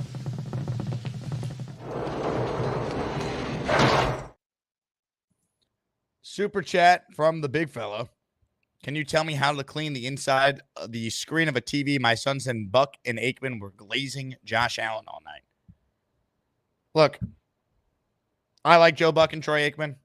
I like them more when the Jets win. I don't know. I've always been a Joe Buck guy. I think and also, I love the people that didn't like Joe Buck on baseball. Have you heard Bob Costas during these playoffs? Good Lord. Anyway. Open phone lines for those who want in. I'll stay on for, another 15, 20 minutes, depending on how many calls or super chats are coming in. Let's say hello to the Hamburger who's next. Hamburger, what do you got for us? What's up, Jake? Good call for Andrew today. Good breakdown of the plays. To sit there and watch the guy, he's a young kid, to watch his soul get sucked out of his body like the rest of us have for the last 40 years, I feel bad. Listen, I agree on a lot of points. I think we need Hassan Reddick. I really didn't want him back here, but after watching the defense this weekend, we need somebody. Clemens is atrocious. Over pursuing, being slow, not staying where he's supposed to stay. I don't think the guy can be on the field again, but we don't have anybody right now. We have nobody to replace him. Well, if it's possible to get him in, I agree. If it's possible to get Reddick in and for him to play, like, that should be the goal here. Now, I heard his agent, Drew Rosenhaus, say today that, our hope is that we could have him play for the Jets. Like, that's what he's saying. But the Jets are also now allowing him to seek a trade. So who knows what the real story is. I don't think he's going to have this, like, robust trade market. So if the Jets can get Hassan Reddick, if they could get him in their building, he helps them. He's better than Michael Clemens. So that's the bottom line. Yeah, without a doubt. Without a doubt. If they can get him in on a 1-year deal, that'd be great. I think he'd be great for the team. I think he'd be great for the defense. Really give us some speed on and being able to set the outside edge. Watching today, I was cleaning my couch, and I turn around, and there's Davante Adams with Aaron Rodgers, and I couldn't help but to get a little giddy inside. As much as I hate this damn team right now, I was like, all right, so maybe there is some hope. Maybe there is some hope that they can put this together and do something. But the defense is where I'm really worried on, man. And protecting Aaron, especially next week against the Steelers. They're going to kill him if they miss their blocks. He's going to be out in the second quarter. And they hit the quarterbacks hard. Really hard. So let's see what happens this weekend. I'm going to go grab my daughter. You guys enjoy your day. And see you tomorrow. Hamburger, appreciate you, man. I mean, it's going to come down to not beating yourself because you're the more talented team this upcoming week. And yeah, but the Rodgers stuff is a concern with the protection this week. I don't know if you guys know who the TJ Watt character is, but he's pretty good. Jamie says, given the gap assignment and tackling issues, I feel like Najee Harris is a huge concern. Look, Andrew said this earlier during the show. He's right. Any team that has a good pass rush and a good running game is a concern right now. And look, despite all that, the defense allowed only 3 points in the second half. They had opportunities. You got to go and win the game. I think the Ravens have a very good defense, but they got shredded 2 games ago against the Bengals, but they still won because their offense was able to make the plays in the red zone and win the game, The Jets' offense between the 20s looked as good as any offense in the league last night. They moved the ball with high efficiency. They had Buffalo off balance. They found creative ways to get the ball to Garrett Wilson and Breece Hall in space. And then they got in the red zone and they beat themselves. That's where you win in the NFL. You score touchdowns. The defense can't play great every game. The offense has got to pick them up. If the offense played like it did last night in London, Robert Saleh probably has a job right now. Or if it played like it did last night for a little bit of the Denver game, the whole season's different, Like the defense is not going to be great every game. You're going to need this team to go out there and play complimentary football. Also, they hit a kick in this game or the Denver game. They win. It's everything right now. And Davante helps, but don't kid yourself if you think that it automatically means they're going to beat the Steelers now. This one will not be easy. Zach writes in, stayed up late last night, was watching from the UK and disappointing results, but I still believe we go 8-3 now. UTJ still bricked up. God bless. God bless you and everyone in Europe that has to watch these games in the middle of the night. I mean, I met so many of you guys last week in London, and this fan base is amazing. It's just another night, you're embarrassed to be a fan. Thinking is overrated. I think I took Woody's advice when my dad passed down this torturous team to me. I should have said, I don't know about that one. I don't know about that. I don't know. Doug in his room will join us now. Hello, Doug. I was just looking at some of the stats for the Jets player. Garrett Wilson, he's second in the league in receptions, top 10 in yards. Alan Lazard somehow is tied for first in touchdowns. Like, this team isn't bad, and just they keep finding the ways to lose, and it's just so frustrating. Like, the offense, it's all just so frustrating. I said it on your earlier stream. It's all frustrating. It makes it hard to enjoy things, and I wish I wasn't so emotionally invested, but I am. And, the Davante Adams with Rodgers have that shit-eating grin with Davante right behind him. It reeled me back in. Hey, good to see you, Tay. Good to see you, man. Congrats. What's up, fellas? Hey, thank you, man. I appreciate it. No problem. How was the flight over there? Did you fly over last night and Aaron wasn't returning any of your text messages? What's that all about? You think about saying, get me the hell out of here anytime that? Yeah, he was having second thoughts. He's been known to have both when it comes to pulling the trigger with me. But hopefully we can put that behind us now. And we're back, man. We're back. Like, come on. Like, how can you not? You know he's playing Sunday night. Of course he is. And dude, if they were 3-3 right now, it would feel like today's one of the great days of the history of the franchise. It was all right there for them. They win this game last night. They add Davante Adams, and like this team is going on a run. I want to believe badly, but I'm not doing it right now. I want to believe they're about to go on a run. I really do. But you know something stupid's going to happen Sunday night, and it's going to be like, well, the Jets. It's so frustrating because you know this team is better than the last year's team and the year before that. It's not the quarterback. You see Rodgers is doing well. And I just mentioned Wilson, after starting a little bit slow, he's second in the league in receptions, top 10 receiving yards. Somehow Allen Lazard is tied for first in touchdowns. I don't get that because he has so many drops, and he either drops it or makes ridiculous catches. It's no in between. Like that seam route that Rodgers threw to him. I don't know how he caught that. I don't know if you remember what I'm talking about. It was like in the middle of the field, like in the second or third quarter, where Lazard was falling back and somehow he caught it. This team frustrates me to no end because they have the talent, and I know maybe we were overrating the talent a little bit. They have the talent to be good. And Will McDonald, he's tied for second in the league in sacks. He's a half game. Hutchinson's done, so he's technically tied for first in the league with sacks with Dexter Lawrence. It's frustrating. The talent's there. We just find these stupid effing ways to lose games, and it's so frustrating. It ruins all my other happiness. Like I said, I couldn't enjoy the Yankees win last night, but that shit-eating grin, it reeled me back in, and then I'm going to get crushed again Sunday somehow, and it's all the more. But it's not over. You know, they're only a game back of a playoff spot, which is great. Because the AFC's not any good. Go look at the standings in the conference right now, everyone. You know, let's do it together. Let's do a class project. We'll do it together. Doug, excellent job out of you. We need your ass on the couch, though. We got to change the vibes. Everyone's got to do their part this week. All right? Even you, Woody. You know, thinking is overrated. Here are your conference standings in the American Football Conference. And then we got a special guest on the line. We'll get his take on the Jets, a fellow content creator. Let me get this set up here. All right. I just kind of encapsulate what I'm talking about. All right, watch.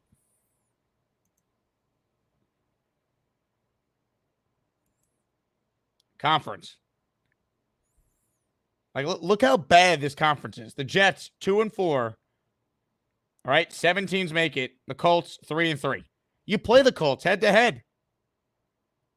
Denver's competing with you for a playoff spot. They have a head-to-head win over you. Tennessee, you already have a head-to-head win over them. The Browns, Patriots, like they're not like these are the teams the Jets are realistically competing with for a playoff spot. Pittsburgh, who they're going to play on Sunday and would have a head-to-head win against. The Chargers, the Colts, the Broncos, the Dolphins in their own division, the Raiders, who aren't any good, but they have the same record as the Jets, and Cincinnati. That's it. Like, the Jets are as talented as any of these teams. So it's all right in front of them. You got to win on Sunday.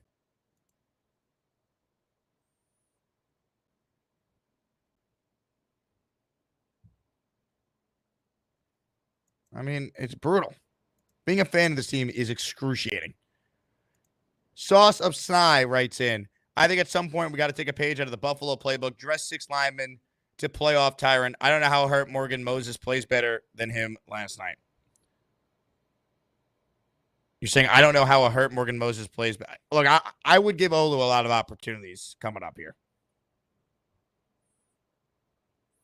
I would almost put a left tackle in the game on a lot of pass sets and just say, you're the Aaron Rodgers protector. We're not letting TJ Watt injure him.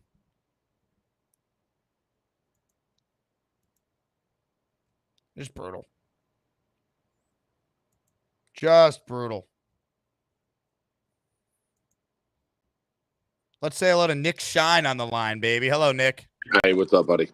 Bad reception here, so I just wanted to hop on. Why is it that Tyron Smith was the greatest pass-blocking tackle walking the earth in terms of win rate and sack percentage? We get him, and he immediately turns into Wayne Hunter. What the hell happened? Like, there wasn't a decline. It is jumping off the George Washington Bridge, free fall. Like, he was an all-pro last year and played it. His win rates were insane. And now he's losing every key play. The play that drove me nuts, aside from the holding, there was a toss to Brees on the outside. Yeah, and he he had a whiffed. chance to hit the cornerback, and he missed him like it was 6 feet social distancing again. He wanted to avoid that cornerback. He was nowhere near him. Now, coincidence that the day that we get Davante Adams from the Raiders, that trade goes in just hours before Tom Brady's ownership percentage is approved, knowing that Brady would probably be against helping the Jets. So Davis slides that one in. They make that move right before Brady gets approved. You know, I like the conspiracy. I haven't thought of that, but that is funny. They had to get it 2 hours after the trade. All of a sudden, Brady approved. Brady approved his owner. This is going to open up a lot of things. Everyone's saying, yes, Lazard is making catches. But Lazard doesn't scare anyone. All of his catches are contested, no separation. McAfee said it today. Tom Brady, Jesus Christ, kill me. Aaron Rodgers is completing a lower percentage than ever in his entire career against man coverage. They're not getting separation. Garrett Wilson can get separation. He's the one doing catch and yards after the catch. Now, if you have two of those types of players on the field, who are you going to take? Who are you going to cover? How about this? You got Adams wide, Garrett in the slot. You motion Brees out behind that. Good luck covering that with those three on the same side of the field. If you're the defense playing that, you got guys now who can get open quickly within a 5-yard window where we can get the ball out of Rodgers' hands more consistently, and the blitz isn't taking effect. We know the Pittsburgh's going to send guys after guys. They can get there with 3. They can get there with 5. They can get there with however many they choose to send. We got to get the ball out of his hands quicker. And now you have guys. I mean, Davante Adams made part of his name off of this arrow route that Rodgers was trying to show Garrett the first year together. You dig in, hit the corner, go to the pylon, touchdown. You think if we have Davante Adams last night, we don't score 1 or 2 touchdowns instead of having to settle for 4 field goals? You don't think we're able to finish those drives? It's nonsense. Rodgers said it. We should have 34 points on the board last night. We left multiple touchdowns on the field. It shouldn't have came down to Greg Zuerlein kicking field goals in a freaking monsoon in terms of the wind, whatever. No, I agree with you, Nick, 100%. What's frustrating is we could have said this if Greg Zuerlein the last 2 years missed any of these game-winning kicks, he was always hitting. Like, no, it didn't come down to that play. There were all these other plays. Like, yeah, we know. But it's like your job is to hit a 32-yard kick. That's the difference in the game, you know? Yeah, and it's shocking that one player who was been next to the punter, the most reliable Jet, is now the least reliable when it matters. Sucks. And it sucks. But all of that, Jake, you beat the Steelers. Here we go. You're in a wild card spot. I know. And it's not. There's no obituaries being written. You look on Twitter. You look in chats. There's no obituary written. You're 2-4, and you're 1 game out of a wild card. And like you said, you play Pittsburgh. You play the Colts. You play Buffalo again. You control your own destiny. We don't Miami need anyone twice. else's help.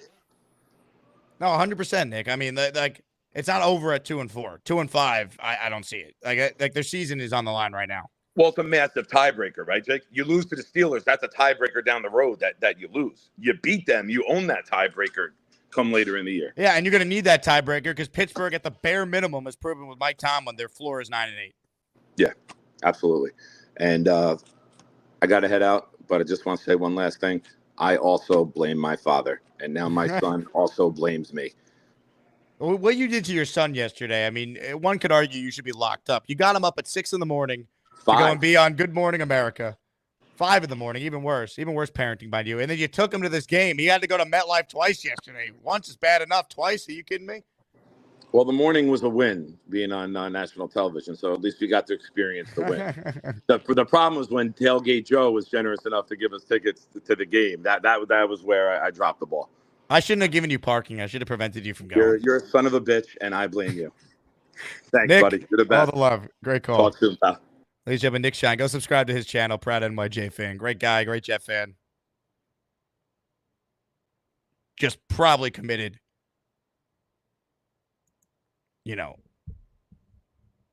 parenting yesterday. Abusive parenting. We're back, man. We're back. But we're back. Beat Pittsburgh, baby. We're back in it. We're back, man. We're back. Nate, wrap us up, Nate. Hey, what's up, Jake? Did you just say, I think Joe B is warming up on you. What was your closing line there to Nick? Did you say all the love? I love that. All Bringing the it love. over to the YouTube, all the love. Mhm. At one point, did you see the Drew Rosenhaus interview? Like the 5 minutes he did on I did. Yeah, he someone's was on show. FS1. Yep. That seemed like it came like hours after the Josina Anderson report about the trade. And he said because D Butt at the end, Darius Butler asked him like what like oh didn't the Jets say they you could look for trades, and he was like I wouldn't necessarily say that, and he kept saying he just kept throwing hints like if we want to work out a deal with the Jets. I think he's gonna play. I think that's why they hired me is to play football this year, and I think he's gonna be the Jets. He totally poo pooed the whole like seeking a trade thing. So I don't know if maybe they did that or Joe Douglas did it as part of like a negotiating tactic. Like, yeah, go seek a trade and you're not going to get anything and no one wants to give him the type of money that Well, or more okay. than we ever offered him. Here's my theory on that. I think Yeah. Reddick fired or his agents fired him. I'm sure Reddick's response was, go find me a trade partner because someone out there is paying me. You guys aren't doing a good job showcasing what I could do for a team because the Jets obviously aren't going to pay me. I think Reddick's agents then say, there is no value for you, dude. That's why the Jets acquired you for a third-round pick in 2026. Take this deal. This is the best we can get you for this year. Then you'll be a free agent after the year, and you can go out there and play. Reddick obviously didn't like that. He was deemed unreasonable. They dropped him. Now he has a new agency, and I think Rosenhaus is using his context around the like, hey, is there anything you can do for my guy? And then if they go back to Reddick and say, look, there's nothing out there. The Jets are truly giving you the best opportunity. Then he might play for the Jets. That's kind of how I read where we're at with Reddick. I agree with you, and I think that's kind of what happened. Like just the fact on the Josina report, like so early in the morning, makes me feel like that stuff kind of happened last night. He said he was at the game with Joe Douglas, and like you said, it's just a new face. Like he can save face because it's a new agent, and he could just be like, oh, the agents didn't get it done for me, and now Rosenhaus is such a pro, and he did. But yeah, it seems like Rosenhaus on the interview. If anyone did listen to it, you definitely should take 5 minutes to listen to it. It just sounded like he kind of. His only option is the Jets, based on what his agent was saying, and the fact that he even went on for 5 minutes in public on national TV to say all that and put his face out there, is just spoke a lot in my opinion. I appreciate you squeezing me in, Jake. Nate, thank you. We're back, man. We're back. What a show this has been, huh? We're back, baby. Unreal. Only the Jets could get a future Hall of Fame receiver. And the morale of this fan base is in the dumps. Unreal. Unfreaking real. Hey, real quick, I'm going to plug my Patreon because that's the place to get bonus shows. Support me. Name in the intro, Discord access. You need to be a Patreon subscribers to gain access to the private Discord channel. I think there's been some confusion, so I'll say it again. Patreon.com/Jake Asman Show. Thank you to everyone for their support there. It goes a long way. Our most recent Patreon subscribers, Donald Jones, DB0, and Joe. I want to thank the three of them for signing up between the game last night and today.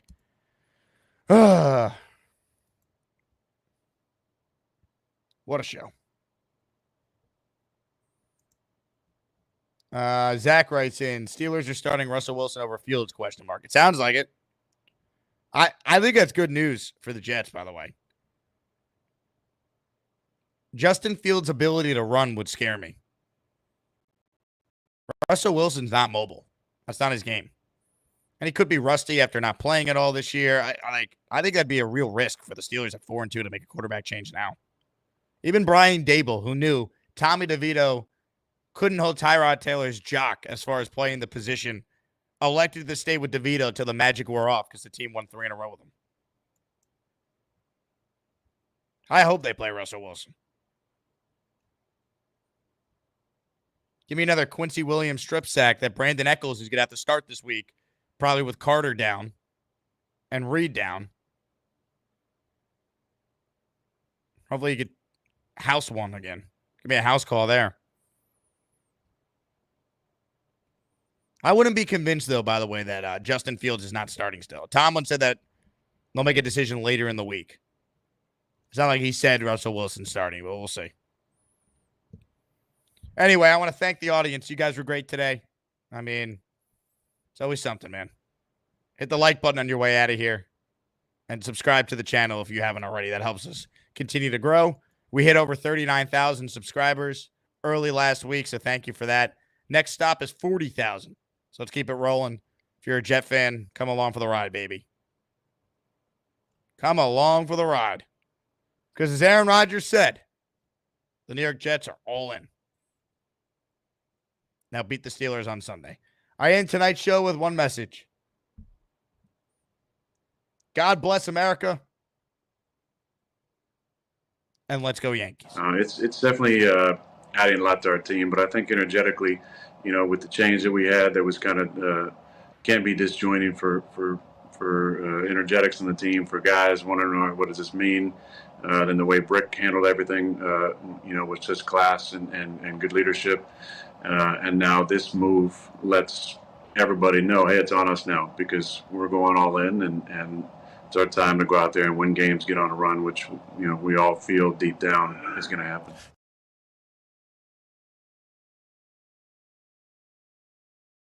Disgusting franchise that masquerades themselves as an NFL football team. I hate this team. I hate them. I hate them.